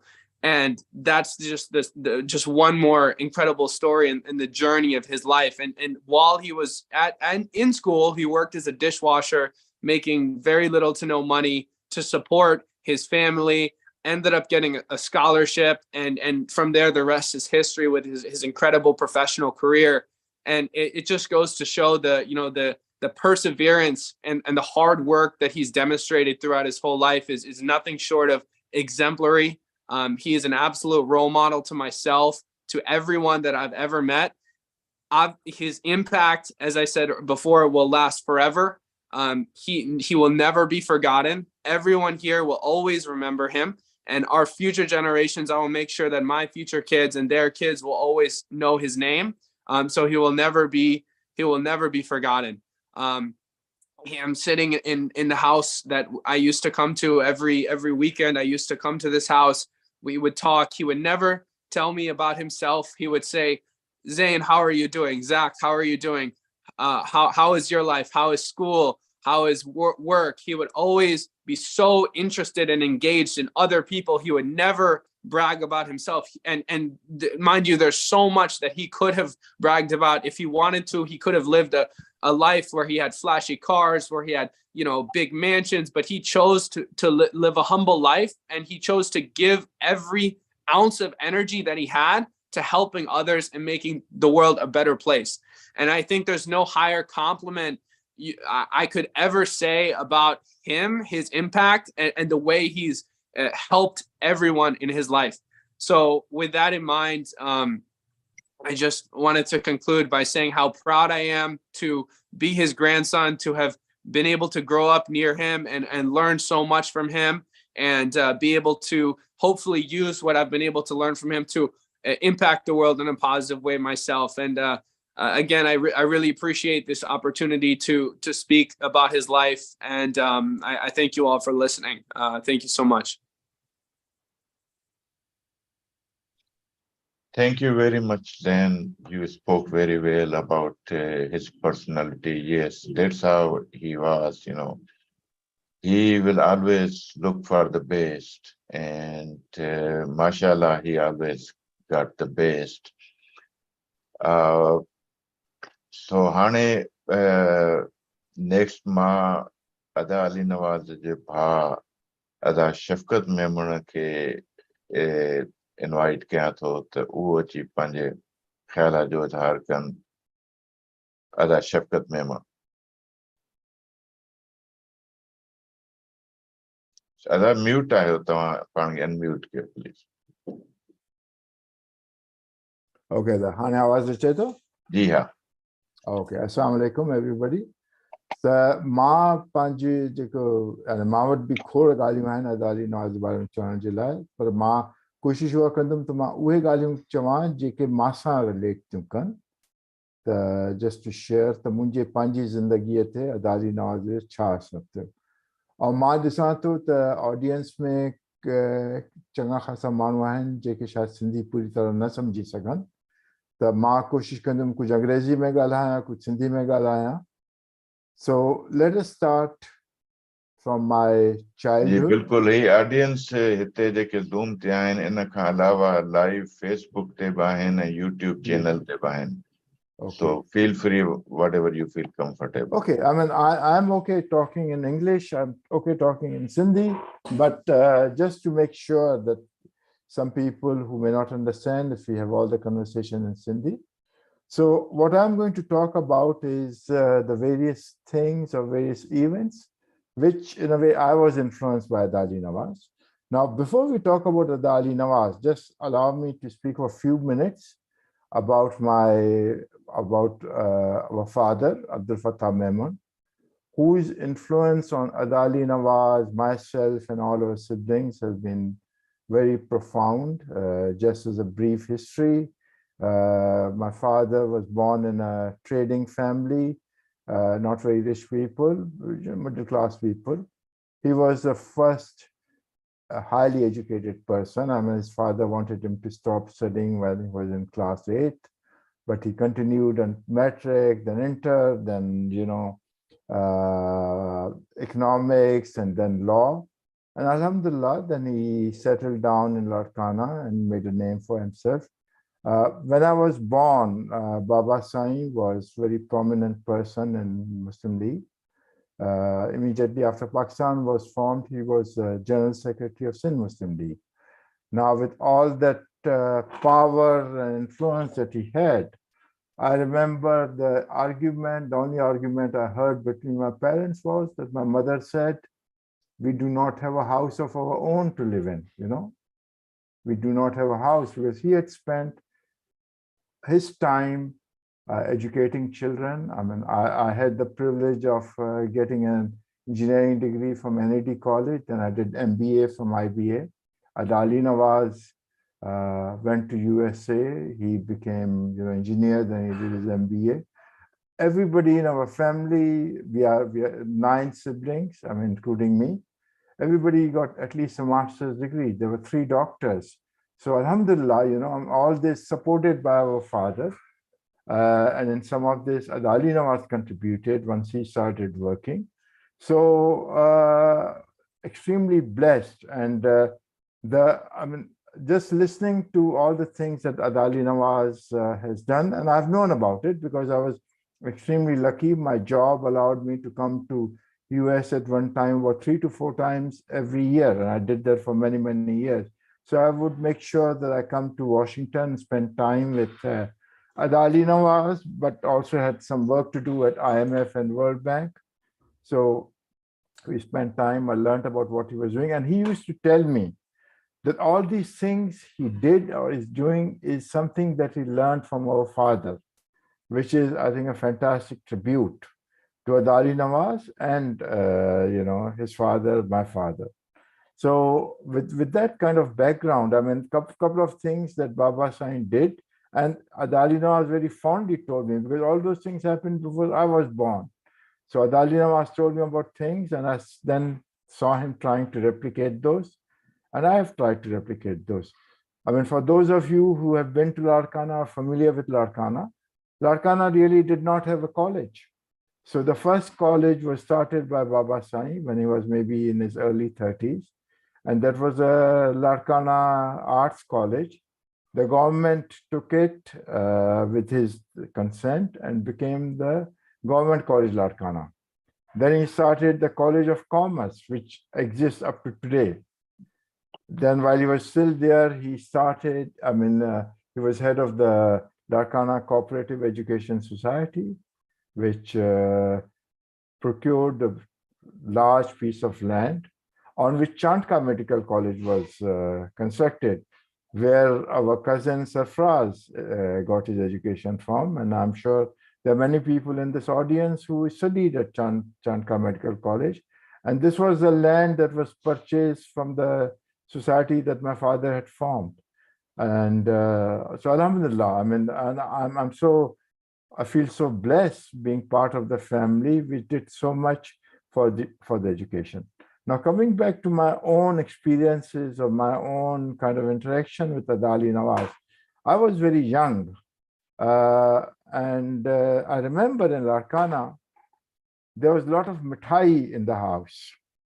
And I don't even know if I was in primary school, but anyway, we always had a lot of mithai, but this time there was too much mithai. And so I tried to find out where has all this mithai come from? And they said, because your brother came first. And I was very, I have to say, I was motivated. You want to eat mithai, come first in the class. Now, this was not just a plain coming first. Ali Nawaz actually topped in metric. So in those days, there was a board exam for entire Sindh, and Ali Nawaz secured first position in that, and which is an achievement. I mean, I tried to do that. I got 4th position when I did my metric. I could not come first, but I mean, this is the source of inspiration and, putting us on the path to get more and better education. This is something that is one of the first influences that I remember from Ali Nawaz on my own life. Then I was studying engineering at NAD College. Ali Nawaz had started working in the World Bank. And he was at that time looking after World Bank's relationship with Pakistani power companies. So he used to be, I mean, because I'm also a banker, so the term he was the relationship manager for WAPDA and KESC from the World Bank. So he would come to Karachi and he would stay at the Intercontinental Hotel, which is now called Pearl Continental or PC. So I looked around. I did not know a single engineer who could afford to stay in Intercontinental. So I said, okay, engineering is not for me. I want to study same thing that Ali Nawaz studied, so I can also stay in 5-star hotels. So this is, so there was a second influence. So immediately after doing my engineering, I went and completed my MBA, and alhamdulillah, I was able to join a bank. And then, the rest is history. Now, this is something, these are the personal 2 instances, his education, his work. There are a lot of things that I learned from Ali Nawaz. I mean, when you talk to him, he would say, Ada kachari kyu? I mean, kachari, for those who don't understand Sindhi, is like, you sit down or you're standing up and you talk about yourself, others, you give halaval, talk about others. This is something Ali Nawaz really enjoyed. I remember whenever I talked to him, after a few minutes, he'll say, okay, tell me about XYZ. And I'd say, I really do not know. I also don't live in Pakistan. But Ali Nawaz were very fond of getting halaval about people in Pakistan. And this is something that information that he used to help people. So I got on the same path, not the path of getting halaval, but the path of trying to help people. And this is something that we worked on several things together. I mean, some of the hand pumps that the Razia talked about, actually in the last few months of his life, he asked me, he said, can you do a Sadqa Jariya for your own self? And I actually contacted 4 different religious scholars and people whose knowledge of religion is substantially more than mine. And I said, can an individual do a Sadqa Jariya while he's alive? And one of them told me from a hadith, somebody quoted other scholars, and they said, you can. So the minute I told Ali Nawaz, he said, can you please install 12 hand pumps in various parts of Sindh in my name? So I was only too happy to do that. And we always prayed for his long life. But there's something that he wanted to do. And that is something that, I was able to help with. One of the projects that he was working with, which did not go forward, is maybe, I mean, there's a big audience here. Maybe somebody would also join me, and something that I was going to do with Ali Nawaz. I'm still going ahead with this, but people can still participate with it. There's a charity eye hospital in Malir, and they needed a machine which is used to conduct operations on people who have cataract. Now, with the foreign exchange situation in Pakistan, etc., Ali Nawaz said, listen, why don't you pay them the rupee part? I will pay them the dollar part. And he actually transferred money in June from last year due to some issues. I mean, his money actually came to Pakistan, but the hospital could not get the money released and they could not buy the machine. I mean, this machine, the total cost is now close to about 30,000 US dollars, local costs and the international costs. So Ali Nawaz was paying half, I was paying half.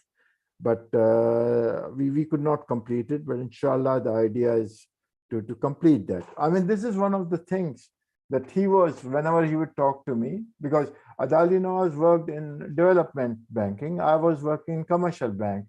I worked for a very large international bank, lived in several countries, and you know, during this, I had the pleasure of working and with Ali Nawaz and on my own to help people.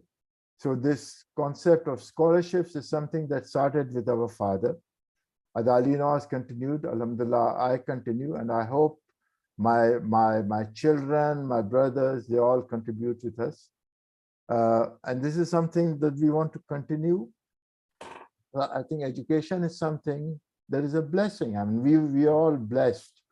We are all sitting here. Several of you are sitting in USA. Alhamdulillah, everybody is well enough to be able to sit in front of a laptop or a phone and to either attend a Zoom meeting and watch this on Facebook. So this is something that, you know, alhamdulillah, we have the means, but there are many people who are unable to do that. So we have to help them. This is something that has to continue.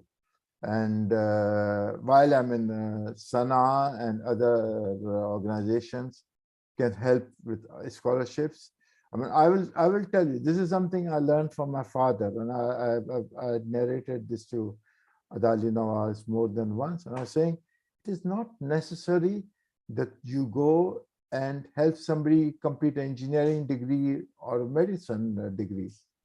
People working in Pakistan have domestic servants. Many of these domestic servants wish to learn.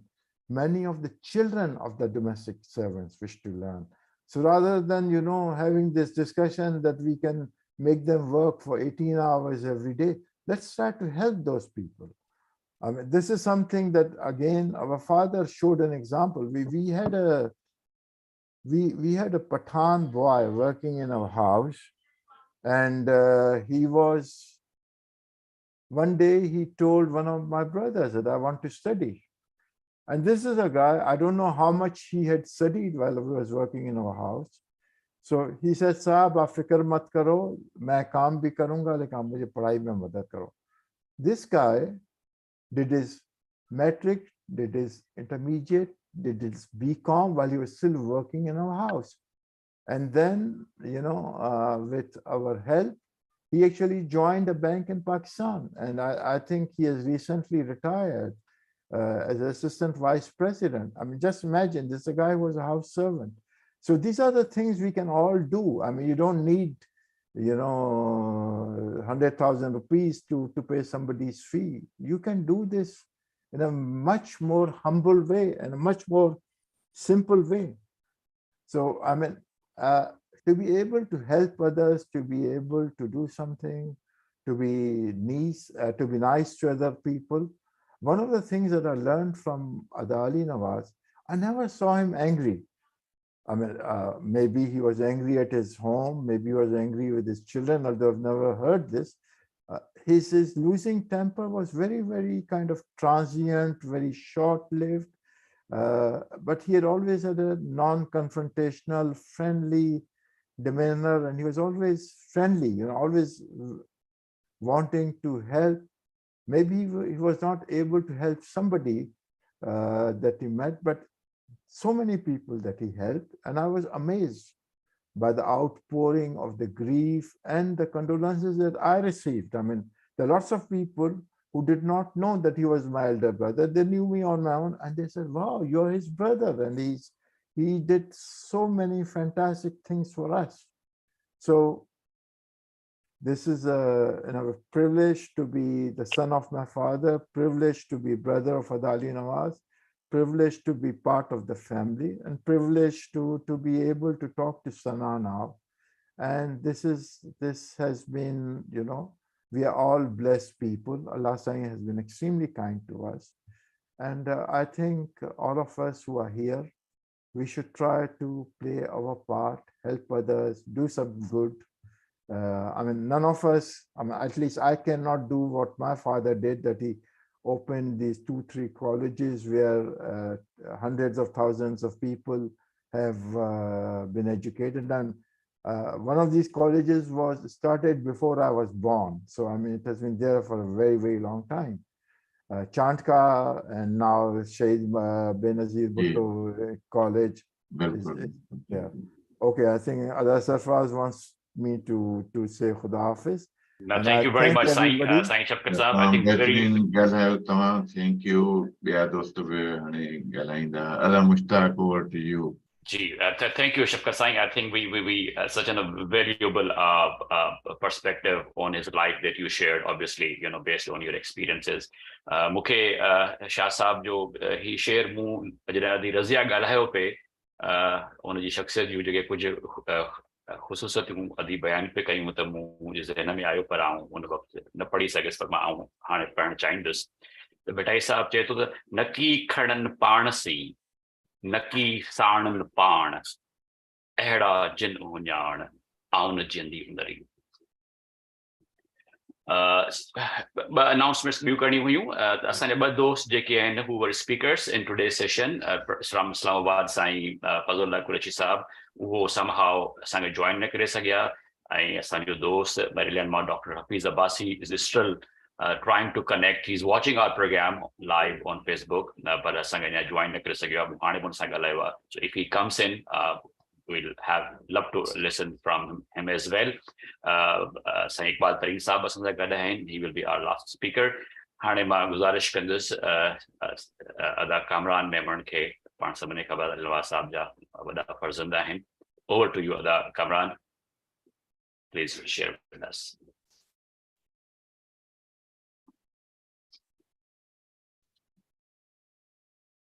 We cannot hear you, Kamran. You're probably muted. Okay, thank you, Sarfraz Mamu and Ada Mushtaq. I had been planning to speak at this event when you were first organizing it, but then because we needed a representative of the family to speak about Dad. But then slowly, as Mom got stronger with emotionally stronger with everybody's support, she said that she was going to be able to speak. And so I was very happy to hear that. And she has been working on her presentation and writing it and practicing it, and we are all very we're all very happy to see how she is slowly getting stronger, and with everybody's support. And so because of that, I did not prepare any remarks. I mean, I actually did not want to speak because I knew that I would just start crying. So I just want to thank you for organizing this memorial service. I know how much all of you in Sana love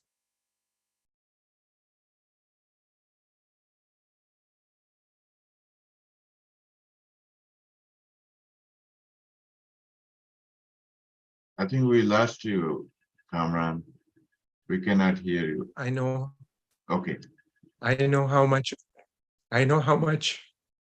all of you love Dad, because I know how much he loves all of you, because of course he has his family at home, Mom and me, Rishma, Nomi, our spouses, our kids, but you guys are also his family. You guys are not just his friends.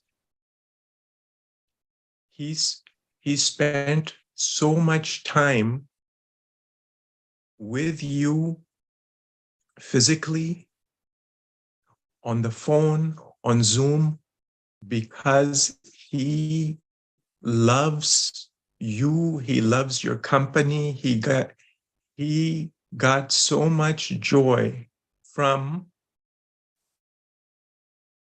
spending his life with all of you and working together with you for the benefit of people in Sindh who need his help and who need your help. And so, you know, I live in Chicago, and so there are many things that I missed in Maryland and in Dad's life. But you guys, you were always there. You guys have been such a big part of his life. And I know that when I was not there, you guys were there, making him smile and making him laugh and bringing joy into his life. You have been such a big part of his life. And I know that he enjoyed that very much. I am so impressed with Dad. He worked, as Zain said, Dad worked so hard. He is so inspirational. From when he was young, he worked so hard so that he could succeed in school. And then when he came here, with the help of his dad getting a loan to send him here, then Dad worked so hard in school and then at his job. He was such a fighter. one thing that I have learned from him, I'm not saying I'm like him, but I aspire to be like him. One thing that I learned from him is don't give up. Just keep fighting. The story that Zain told you about, which many of you already know from him, about his struggle to get into the University of Illinois, that is told in detail by Dad in a Facebook video, which you can find if you search for Ali Nawaz Memon Coming to America. He is such a fighter. When he needed to do something, he did not give up. And I can tell you, you will, if you watch that video, you will learn so much about the struggles that he went through. And I have to tell you that if he had not gone through those struggles, then I would not be here enjoying a good life in the United States of America. My life has been so easy because that guy who came here as such a young person, as a teenager, worked so hard in school, washed dishes for 20 hours a week while he was studying hard, English as a second language. What a fighter.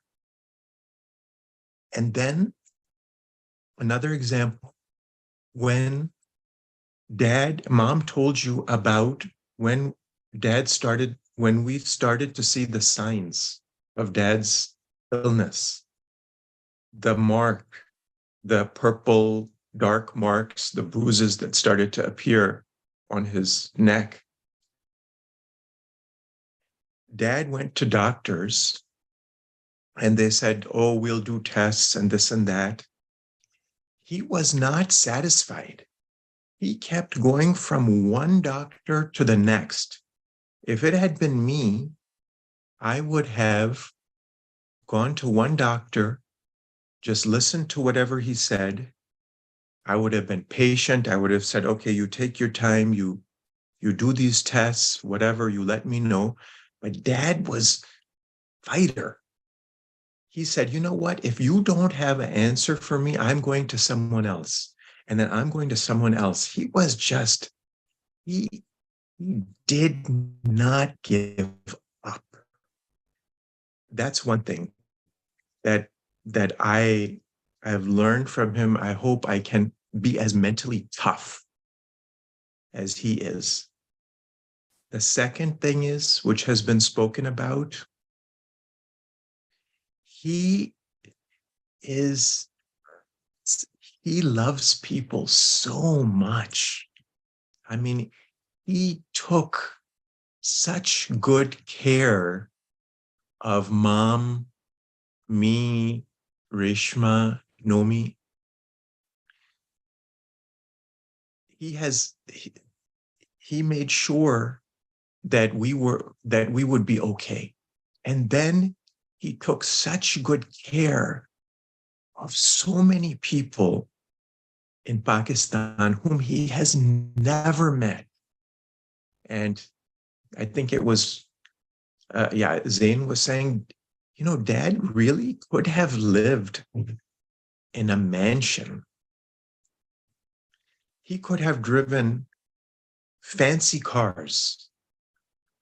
I could have lived, if Dad had wanted, I could have lived in a mansion. I could have driven fancy cars.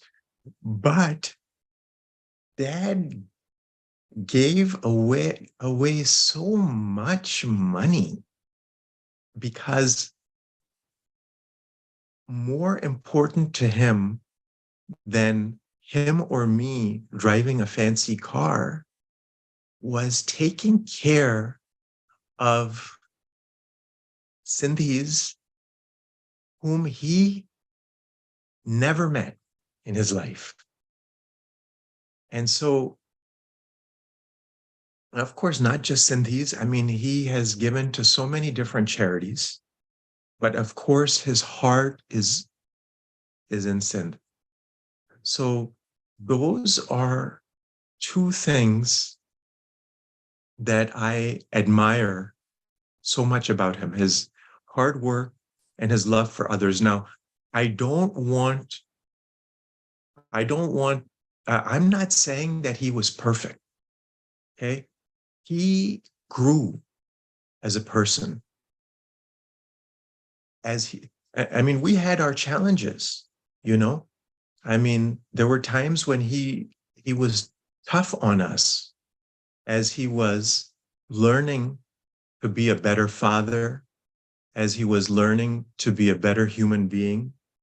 So we had our struggles. I don't want anybody to think that life was always easy for us as his kids and so on.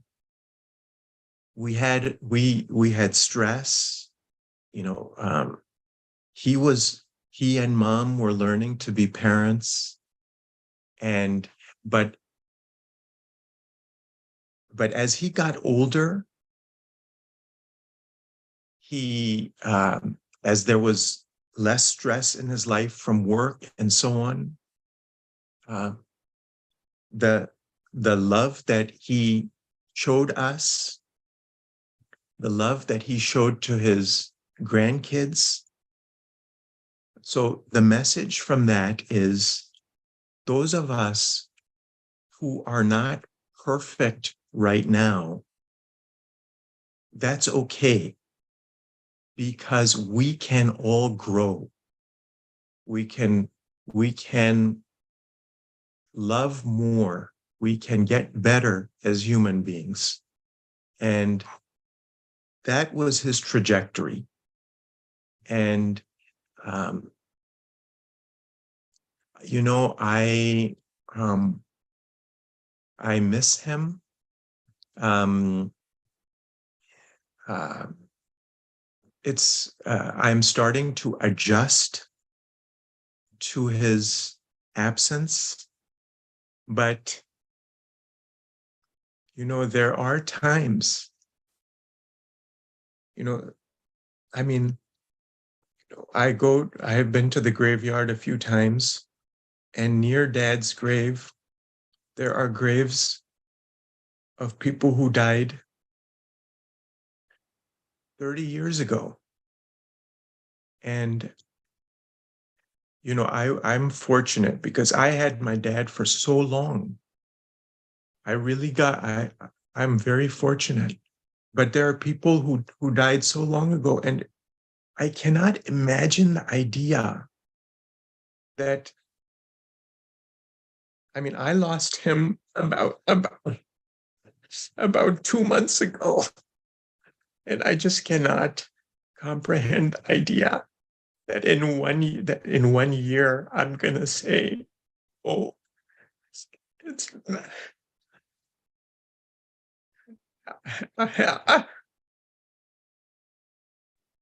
I haven't seen my dad in 1 year. I can't imagine what that's going to be like. And then in 5 years, I haven't seen my dad in 5 years. I just can't. That's something that's painful for me, to think that time will pass and there will be such a long period of loss. That's something that I will have to adjust to and deal with. But I know that he would not have wanted us to be sad, because when he was in the hospital, I was with him, and I said, Dad, I came from Chicago. And so I said, Dad, I've been crying. And he said, why? And I said, because I'm thinking about what it's going to be like when you are not here anymore. And he said, but you know, we all have to go. And I know that he would want us to remember him. Nobody wants to be forgotten, but he also wouldn't want us to be overwhelmed with sadness. He would want us to do good things in this world and to help people and to be strong in every way. So those are the thoughts that I wanted to share with you. Please pray for him. Pray for all of us. And if he did anything that upset you at any time, please just forgive him and pray for us. Thank you. Thank you very much, Ada Kamran. Speaking your heart and mind.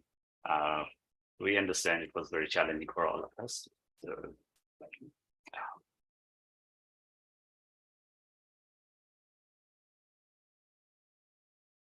And one thing I would say, Ada Mushtaq, I see you trying to fight back and hold back the tears. I don't think you should do that. I see people doing that in different times and places. You need to let it out. And if that means crying in front of all of us who love you, then do it. You don't have to fight it. Just let it out. Let us see your tears. Let us share in them. Don't fight it.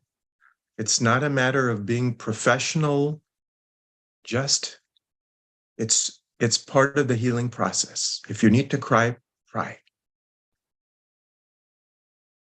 Right. So, अदी यास्मीन खे गुज़ारिश कंदासीं जेकॾहिं उहा बि कुझु यादूं के ॻाल्हियूं असां सां शेयर करणु चाहे त ज़रूरु प्लीज़ तव्हां शेयर कयो ऐं उन खां पोइ असां इक़बाल तरीन साहब खे चवंदासीं गॾोगॾु बिकॉज़ हिकिड़ी ॻाल्हि जेका मतिलबु जेका अली नवाज़ साहब जी लेगेसी आहे पाकिस्तान जूं हालतूं केतिरियूं बि ख़राबु हुजनि वॾी हिकिड़ी होपलेसनेस आहे पाकिस्तान जे अंदरि but whenever I used to talk to him and obviously every call would last 40 minutes 1 hour the Razia knows he never stopped doing his part. I think that if the one lesson that I have to take from his life is that no matter how situation is bad, you don't control a lot of things, what is happening in Pakistan or anywhere else, whatever you can do, you should carry on. You should continue doing your part.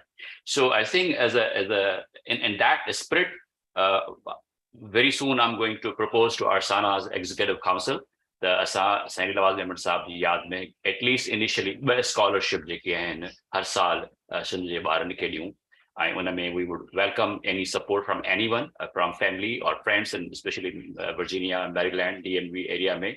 I will propose that to our Sanas EC the in the Sar Khan way shuru kar saku. Ji Adi Yasmin. Assalamu alaikum sabni ke. Everybody can hear me? Ji Adi bilkul. Sabka ag mein ma yo chaundi Ada Mushtaq ta thank you for arranging this. Zakham ahiya taza ain. So it's very difficult to talk about Ali Nawaz. There was only one Ali Nawaz and there will be only one Ali Nawaz. Our Sindhi community has lost a legend, and there will not be another legend.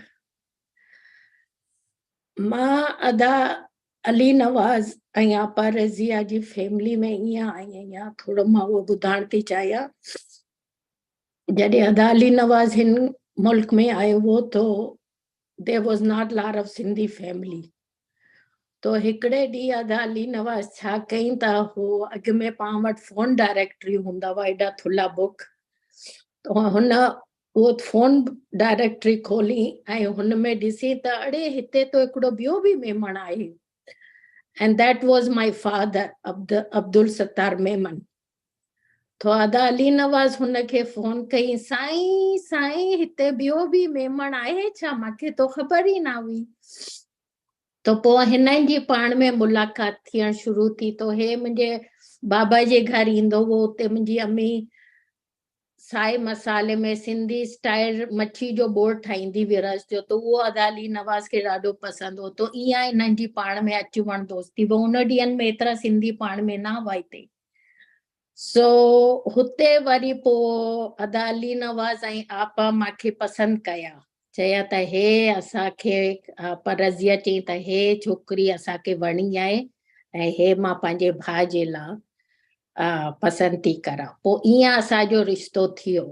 तो उन ॾींहंनि में जॾहिं अदा अली नवाज़ ऐं आपा मुंहिंजे बाबा जे घर ईंदा हुआ त मां उन ॾींहंनि में अदा अली नवाज़ खे चाचा चाचा चवंदी हुई, चाचा कहिड़ा हाल आहिनि चाचा। पोइ शादी खां पोइ ऑफ कोर्स यू नो पोइ चेंज थियो। I am very lucky to be part of this family. I am blessed to find this family. Ada Ali Nawaz was a very giving person. Not always, never receiving person, but always giving person. And एॾे माण्हुनि जी help कई आहे, एॾे माण्हुनि जी help कई आहे हो, पर हेल्प ईअं कंदो हो जो हिकु हथ सां तूं ॾे त ॿिए हथ खे ख़बर न पई। There was no show off त अॼु मां हिन माण्हू खे हेतिरा पैसा ॾींदो आहियां, अॼु मां हिन माण्हू खे हेतिरा पैसा ॾींदो। He was a golden man. And I was very blessed to know him personally because मां हिननि जी फैमिली में आई। ऐं अदा अली नवाज़ was not only my brother-in-law, he was my best friend. मांखे हॉस्पिटल में मां आखिरी में वही हुई, मांखे चईं त अदी thank you for all your love. Please don't change. You are a wonderful wife and you are a wonderful mother. And thank you for all the love have you given me all my life. ऐं मांखे चईं त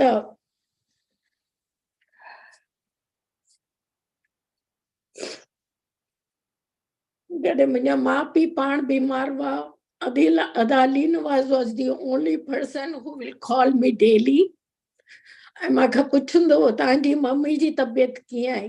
हुनखे बि मुंहिंजी mother खे बि ovarian cancer हुयो। पोइ मुंहिंजी मदर गुज़ारे वई, पोइ मुंहिंजो बाबा बीमार थी वियो। Every day he will call, बाबा तव्हांजो बाबा कीअं आहे, असां दुआ था करूं। हेतिरी बीमारी में Ada Ali Nawaz always ask about my family. तव्हांजी फैमिली कीअं, भाउ भेण कीअं, सभु ठीकु लॻा पिया आहिनि। मां चई अदा सभु ठीकु आहिनि, सभु तव्हांजे लाइ दुआ था करनि। He was not my brother-in-law only, not my best friend. मूंखे जॾहिं बि कोई ॻाल्हियूं या कुझु हुनखां मशवरो कुझु वठिणो हो, I will always go to him. And the most important, he was just a father figure to me. Because when I lost my father and when I lost Ada Ali Nawaz, the memories came back. Maखे ईअं लॻो I am losing my father the second time. माखे Ada Ali Nawaz मां ॾाढो माखे Ada Ali Nawaz मां ॾाढो प्यार मिलो, ॾाढो लव। ऐं जॾहिं मां वटि ईंदो हुओ मां चवंदी अदा छा खाईंदा अॼु मां हलीम ठाही आहे पाव ठाही आहियां निहारी ठाही आहे न दी मूंखे हे शयूं नापसंदि आहिनि मुंहिंजे लाइ जेको तूं रस वारो बोड़ ठाहींदी आहे न मूंखे उहो रस वारो बोड़ खपे मुंहिंजे लाइ रस वारो बोड़ ठाही पोइ मां ईंदो हुओ पोइ मां हुन लाइ रस वारो बोड़ ठाहींदी हुई पोइ खाईंदो हुओ पोइ मां चवंदी हुई अदा enjoy the meal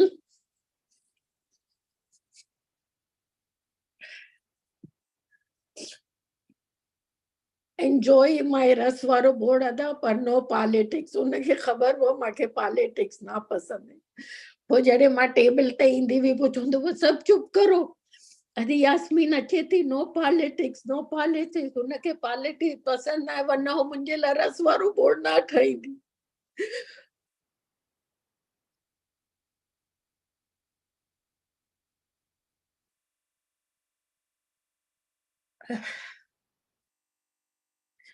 हुनजे वञण खां पोइ सॼो महीनो I was not my self मां कम ते वेंदी हुई मूंखे सभु पुछंदा व्हाट्स रॉन्ग मां चवंदी हुई I lost my father the second time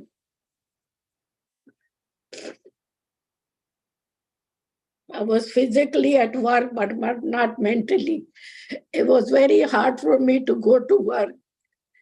And he's on my mind all the time. जॾहिं मां हिनजे घर वेंदी हुई Ali Nawaz and Appa has always giving me so much love. Mani khai vanyo, bina mani je na vanyo, every time he will love. And जॾहिं हो बीमार थियो तो मां चवंदी हुई अदा तव्हां थोड़ी वेंदा अञा तव्हांखे अञा सारा जी शादी ॾिसणी आहे सारा जी शादी तव्हांजे बग़ैर ना थींदी I will not allow it मां चई तव्हां दानिश जी शादी में हुआ ना you going to be at सारस शादी मां तव्हांजे लाइ रोज़ ॾींहुं राति कम ते घर में मां तव्हांजे लाइ दुआ थी करां अल्लाह साईं मुंहिंजी दुआ ज़रूर ॿुधंदो अल्लाह साईं मुंहिंजी दुआ मुंहिंजे बाबा जे टाइम ना ॿुधो मुंहिंजी माउ जे टाइम ना ॿुधो मुंहिंजे भाउ गुज़ारे वियो हुनजे टाइम ते ना ॿुधो पर मां चई मां अल्लाह साईं खां इहो चई आहियां अल्लाह साईं प्लीज मुंहिंजी हे दुआ ॿुधी वठ डोंट टेक माय अदा अली नवाज़ पर अल्लाह साईं मुंहिंजी इहा बि दुआ ना ॿुधी तो मां चई अदा अल्लाह साईं तूं चए थो त मूंखे घुरो त मां ॾियां मां तो 4 दफ़ा घुरी मूंखे अल्लाह साईं तूं छो मुंहिंजी दुआ क़बूल ना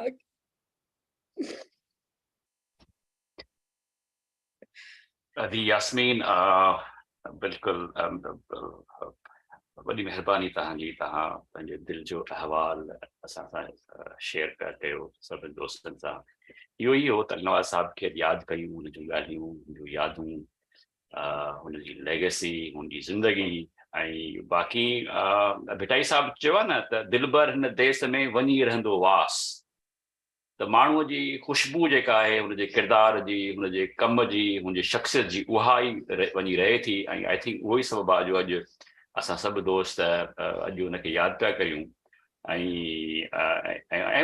उनखे सेलिब्रेट बि करियूं था इन द सेंस त छा त हिकिड़ी बामक़सद वेरी मीनिंगफुल लाइफ जेका आहे उहा हुननि गुज़ारी ऐं मुंहिंजे फ़ोन में हुननि जा तमामु घणा ऑडियो मैसेजिस आहिनि मूं सोचियो पियो त को हिकिड़ो नंढड़ो मैसेज मां तव्हांखे हुनजो ॿुधाईंदुसि सो बिफोर आई इनवाइट साईं इक़बाल तरीन साहिबु मां चाहींदुसि त हिकिड़ो ऑडियो मैसेज आहे साईं नवाज़ साहिब जो जेको असां गुज़िरियल साल असां फ्रेंड्स ऑफ सिंध सोसाइटी ठाही हुई त उनजे प्लेटफॉर्म ते प्रोग्राम्स कंदा हुआसीं नवाज़ साहिबु जॉइन न करे सघंदो पर then he used to watch whole programmes 1.5-2 कलाक जी रिकॉर्डिंग्स हूंदियूं हुयूं ऐं हू ॿुधंदो हुयो ऐं पोइ then he used to message me and how he is enjoying so let me play this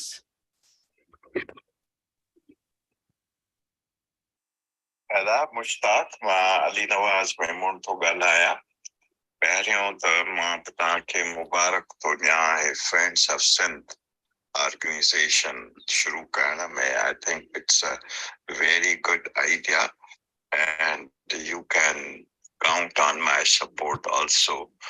Secondly, मां हाणे साईं फज़ल राहू जे लाइ जेको तव्हां सिटिंग कई उहा मां सॼी ॿुधी मां उहो सॼो ज़मानो ॼण सिंध खां ॿाहिरि रहियो आहियां मां हिते हुयुसि सो मुंहिंजे मां ॾाढो सिखियो उन्हीअ मां पर मूंखे अञा बि इहा ख़बर न आहे त साईं फज़ल राहू खे शहीद कंहिं कयो कीअं कयो ऐं इहो मां खे ॿुधाइजो त इहो छा थियो हाणे वरी मां शुरू कयो आहे GM सैयद साहब वारो ॿुधणु सो उहो मां वेठो ॿुधां थो I am really enjoying it. Okay, Adab. Allah Hafiz. Call me when you have time. Adab. Over to you, Sai Iqbal Tareen Sahab.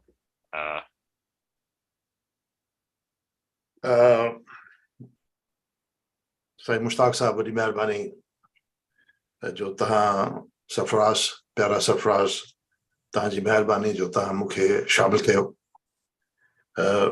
प्यारी भेण रज़िया प्यारी भेण यास्मीन ऐं प्यारा कामरान साईं शफ़क़त साहब साईं नोमान साहब फरियाल ॿिया दोस्तो भाउरो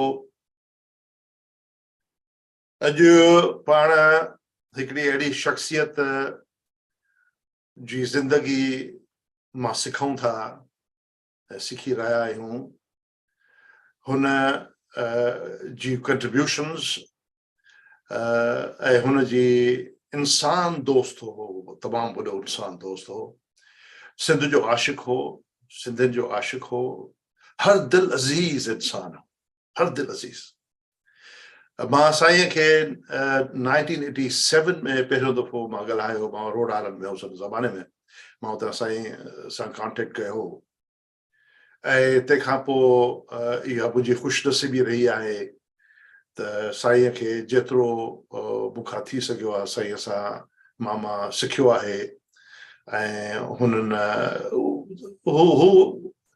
हू कंहिं बि धुर जो माण्हू न हो ऐं अॼु पाण खे मां ॾिसां थो ऐं मुंहिंजी दिलि जेका आहे उहा तव्हां सां गॾु आहे मुंहिंजो दिमाग़ु तव्हां सां गॾु आहे मुंहिंजी जान तव्हां सां गॾु आहे मां ज़ाहिर आहे त तव्हांजे शूज़ में त पेर नथो पाए सघां पर मूंखे अहसासु आहे त तव्हां कहिड़ी हिकिड़ी तमामु हिकिड़े अज़ीम इंसान खे लूज़ कयो आहे उहो तव्हां सां मुंहिंजो असां सां गॾु आहे पर ख़ासि करे तव्हां फैमिली जंहिंसां तव्हां हेतिरा साल हिकिड़ो माण्हू थोरी देरि लाइ जेको मिलियो साईं सां उनजो आशिक़ थी वियो तव्हां त सॼी ज़िंदगी उमिरि हुन सां गुज़ारी तंहिंजे करे तव्हांजो केॾो नुक़सानु थियो आहे तव्हां केतिरो तव्हांखे शॉक मिलियो आहे उहो सिर्फ़ु तव्हां ई सम्झी सघो था पर हिकिड़ी ॻाल्हि जी मां ज़रूरु निशानदेही करणु चाहींदुसि त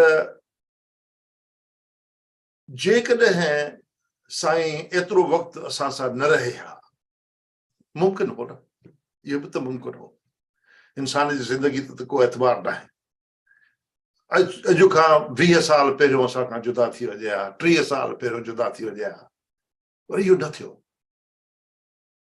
असां ख़ुशनसीब आहियूं तव्हां सभई ख़ुशनसीब आहियो जो एतिरो वक़्तु साईं जे संगत मां उनजे कुर्ब मां असां जेको आहे उहो मुस्तफ़ीज़ थिया आहियूं सो मां चाहींदुसि तव्हां सभिनी साईं खे तमामु अज़ीम ख़्यालात सां यादि कयो आहे ऐं उन जी कंट्रीब्यूशन्स खे पर मां सम्झां थो त हिकिड़ी शइ जेका मां साईं खे एडमायर कयो आहे हिकिड़ी ॻाल्हि खां जेका तमामु रेयर आहे हद खां वधीक मां वधीक टाइम न वठंदुसि छाकाणि जो काफ़ी दोस्तनि खां सभु तव्हांजे फैमिली मेंबर्स खां साईं जूं सिफ़तूं ॿुधियूं आहिनि, हुनजी शख़्सियत जे बारे में ॿुधो आहे ऐं हुनजी फैमिली बैकग्राउंड, हुनजा सिबलिंग्स, हुनजा दोस्त, हुनजा ॿार, तव्हां सभिनी जूं कामयाबियूं, तव्हां सभिनी जूं अकॉम्प्लिशमेंट्स, मां भायां थो त साईं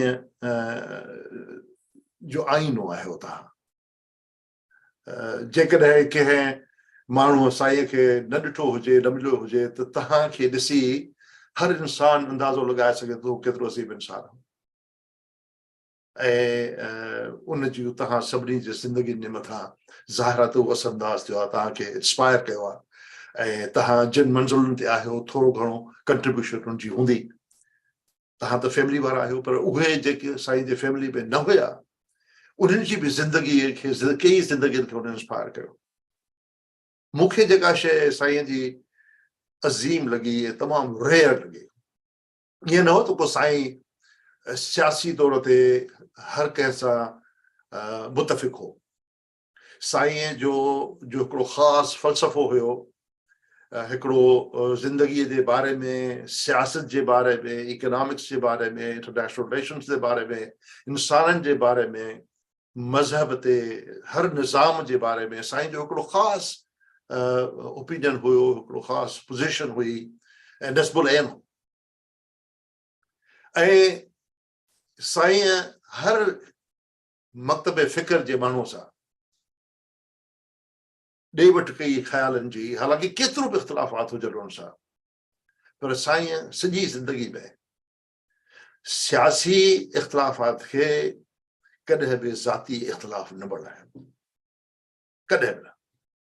मां भायां थो त इहो हिकिड़ो अहिड़ो वॾो सबक़ु आहे असां सभिनी जे लाइ, चाहे असांखे प्राइवेट ज़िंदगी हुजे, बिज़नेस लाइफ हुजे, सियासी ज़िंदगी हुजे, कहिड़ी बि असांजी लाइन ऑफ प्रोफेशन आहे। मां भायां थो त बुनियादी तौर ते इहा हिकिड़ी तमामु वॾे इंसान जी निशानी आहे त तव्हां कॾहिं बि, छाकाणि जो ख़्यालात त ईंदा बदिलबा, मुख़्तलिफ़ पोज़ीशन माण्हू जीअं सिखंदो तीअं माण्हू जो दिमाग़ तब्दील थींदो, छाकाणि सिर्फ़ु पत्थर ई हिकिड़ो आहे, पर पत्थर में जेके आहिनि उहे बि असरअंदाज़ थियनि था। तव्हां ॾिसंदो त जबल जो पत्थर जेको आहे उहो हुन में काफ़ी कुंडूं हूंदियूं आहिनि ऐं उहो शेप एतिरो ख़ासि हुनजो न हूंदो आहे, पर नदीअ में जेके पत्थर वहनि था उहे तक़रीबन गोल हूंदा आहिनि। पाणीअ जहिड़ी शइ खां बि पत्थर असरअंदाज़ थिए थो, पंहिंजी शिकिल तब्दील करे थो, त असां बि इंसान बि ईअं ई आहे। असीं बि जेको आहे मुख़्तलिफ़ दौरनि में मुख़्तलिफ़ ख़्यालात थियनि था, तंहिंजे करे इहा हिकिड़ी तमामु वॾी सिफ़त आहे इंसान में, डायनेमिक आहे इंसान, स्टैटिक न आहे। तंहिंजे करे कंहिं ख़ासि ज़िंदगी जे कंहिं ख़ासि लम्हे ते पंहिंजी सॼी ज़िंदगी खे बुनियादु रखणु उनजो ऐं बुनियादु क़ाइमु रखणु, इहा अक़लमंदी जी ॻाल्हि आहे ऐं उन जे बुनियाद ते, उन जे बेसिस ते माण्हुनि खे जज करणु इहा अक़लमंदी न आहे। ऐं साईं कॾहिं को रखियो, never, he never did that. He was way beyond it. He was an outstanding person, a man of big heart, and very sincere. There was no hypocrisy in his life, not an iota of hypocrisy. He was straight like an arrow, but yet he was humble because he knew that firmness does not have to be rudeness. Not that he was never a yes man. I know that he stuck to his principles, many, because we had shared a lot of stuff together. And one unique thing I'll share it with you. और मुझे खबर है तो साईं के चाहे वो world bank में हो जाए या जो साईं जी नेपरा में हुई पोजीशन हुई, वहाँ पे साईं उसूल थे छड़ी केतिरो अहिड़ो माण्हू आहे मूंखे ॿुधायो को हिकिड़ो ब्यूरोक्रेट ॿुधायो जंहिं ते तमामु शॉर्ट टेन्योर में जेको आहे एॾी वॾी बहितरीन पोजीशन चढ़ी हुई. He did because he based his life on principles. But he never ever was rude to anybody. हिकिड़ो ख़ासि तमामु थोरो हिकिड़ो वाक़ियो तव्हां शेयर थो कयां. मुंहिंजी जेका आहे गुज़िरियल बीबी बेनज़ीर भुट्टो सां मां कॾहिं हुनजी पार्टी जॉइन कोन कई, पर मूंखे सम्झो त हू चैंपियन हुई डेमोक्रेसी जी, फ्रीडम्स जी, ऐं साईं जो हू तमामु घणो वेझो हुई, साईं जो तमामु हद खां वधीक एतिराम कंदी हुई. हिकिड़े ॾींहुं मूंखे ईमेल में फॉर्म्स आया पीपल्स पार्टी जे नॉमिनेशन जा को ब्रिगेडियर हुयो इस्लामाबाद में जेको बेनज़ीर साहब जो असिस्टेंट हो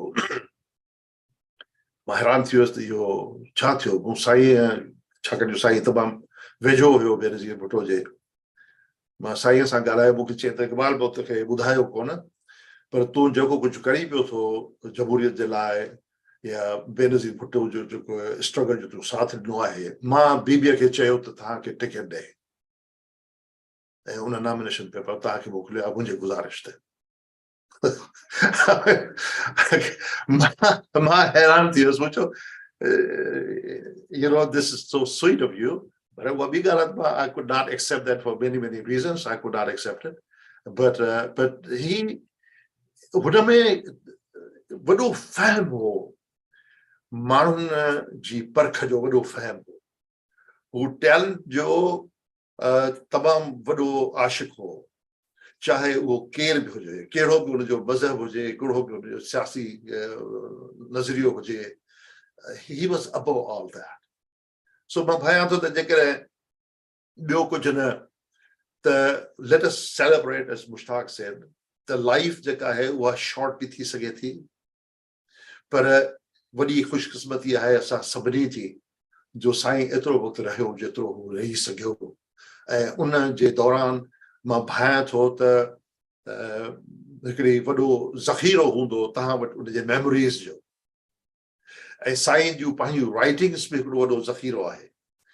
जेकॾहिं सना हिकिड़ी ॿी जवाबदारी खणे जो सभिनी साईं जे दोस्तनि खां उन्हनि जूं मेमोरीज़ या उन एक्सपीरियंसिस जेके हू रिकॉल करे सघनि ऐं जेकॾहिं उन्हनि खे तव्हां जेको आहे उहो कंपाइल कयो त मां भायां थो त इहो साईं जे लाइ त ट्रिब्यूट हूंदो पर साईं जे इन ट्रिब्यूट मां जेको असां सभई सिखंदासूं that will be the great contribution of a man who's not with us in physically but he will always be with us in our thoughts in our memories and I tell you one thing when you all family members you have a right to be proud of that man you have a right to be a brother a son a friend a cousin you have a right to be proud that you knew him, you had association of such a great man, and I think that was a great fortune for our entire community, for our entire nation, and everybody whom he knew and whose life he touched. Thank you, Munir Sain. GSM. Thank you, Sain Iqbal Taim Saab. Bilkul, asa sana ji website te additional tab add kya karein where we will be putting a profiles of Sana's prominent members who jin jitam gani contribution rahi hai Sana ji. So that would be there very soon before our convention to July mein kandasi. And Sain ji bhen jeka hai Adi Najma wa asanga join na kare sagi. She was in Lahore. On travel pe kiyo here a flight we unje kare otherwise we have invited her to be one of the speakers ma chaindus the surprise program ke conclude kare thanks avita sabni jo but behalf of Sana I really want to say thanks to everybody ada Noman adi Reshma Danish Faryal ada Shakil Abdul Balod Sain Mushtaq Memon Akhtar ada Mansoor Qureshi Saint Shafkat Saab, again, thank you for, taking out time, from Bahrain. The Hasnain Sheikh, jenke mu guzarish kayi hui to gal hai, but obviously, dukhyo hai, kuch manan lai izhar karna jeko. Ta khabar hai sain ja jeke program Sindh Sudhar sochu hui wo ki Hasnain record kayi hu. Ai wo sab jeke YouTube te available hai, ai Mehran TV te bhali hui hu. Ai jeka una ji sain jeka contribution hai Saharo mein. यानी मूंखे ॿुधाए पियो जॾहिं पाण हुयासीं TJ ते सोइम ते हुयासीं त अदा हनीफ़ सांगी ॿुधाए पियो त मुश्ताक अञा बि असांजे फंड में साईं जा पैसा पिया आहिनि आई मीन सो ही अजीब माण्हू हुयो कंहिं इदारे खे NGO खे फलाही इदारे जेको प्रोजेक्ट हुजे उन लाइ पैसा ॾिजनि हे अॻु में उन्हनि खे ॾेई छॾींदो हुयो त मुंहिंजा रखो पाण वटि सो ओवर टू यू अदा सरफराज़ प्लीज़ तव्हां अॼोके इवेंट खे कंक्लूड कयो जी अदा सब खां पहिरियां त मां फैमिली तरफ़ खां सना जो शुक्रगुज़ार आहियां जो हे इवेंट अरेंज कयो ऐं हिकिड़े अहिड़े अज़ीम माण्हू जे लाइ जंहिंजे लाइ मां सम्झां थो कोई अहिड़ो माण्हू दुनिया में न मिलंदो जेको उनखे पसंदि न कंदो हुजे। हिकु दफ़ो मिलियो हूंदो या जेकॾहिं हुनखे फेसबुक ते ॿुधो हूंदई तॾहिं बि जेको so I can not imagine any one person जंहिंसां हुनजो कॉन्फ्लिक्ट हुजे या उहो माण्हू हुनखे लव न कंदो हुजे। ऐं हुनजी इहा हिकिड़ी ॻाल्हि एड कयां मां कंक्लूड करण खां अॻु में त जॾहिं पाकिस्तान में नेपरा जो चेयरमैन थियो त ज़ाहिर आहे नेपरा चेयरमैन खे वॾा पर्क्स हूंदा आहिनि, घर मिलंदो आहे ऐं तमामु वॾी रक़म मिलंदी आहे, गाॾी मिलंदी ड्राइवर हेॾां होॾां। पोइ अदा अली नवाज़ डिसाइड कयो त मां पाकिस्तानी हुकूमत जी हेल्प इहा थो करे सघां त मां घर रेंट नथो कयां। पोइ उते वापटा जे रेस्ट हाउस में रहियो एतिरो वक़्तु, केतिरो वक़्तु रहियो कि मूंखे हिकिड़ो कमरो खपे रहण जे लाइ। Why do I need big house ऐं गवर्नमेंट एतिरे लखें रुपया हर महीने उनजी रेंट भरे।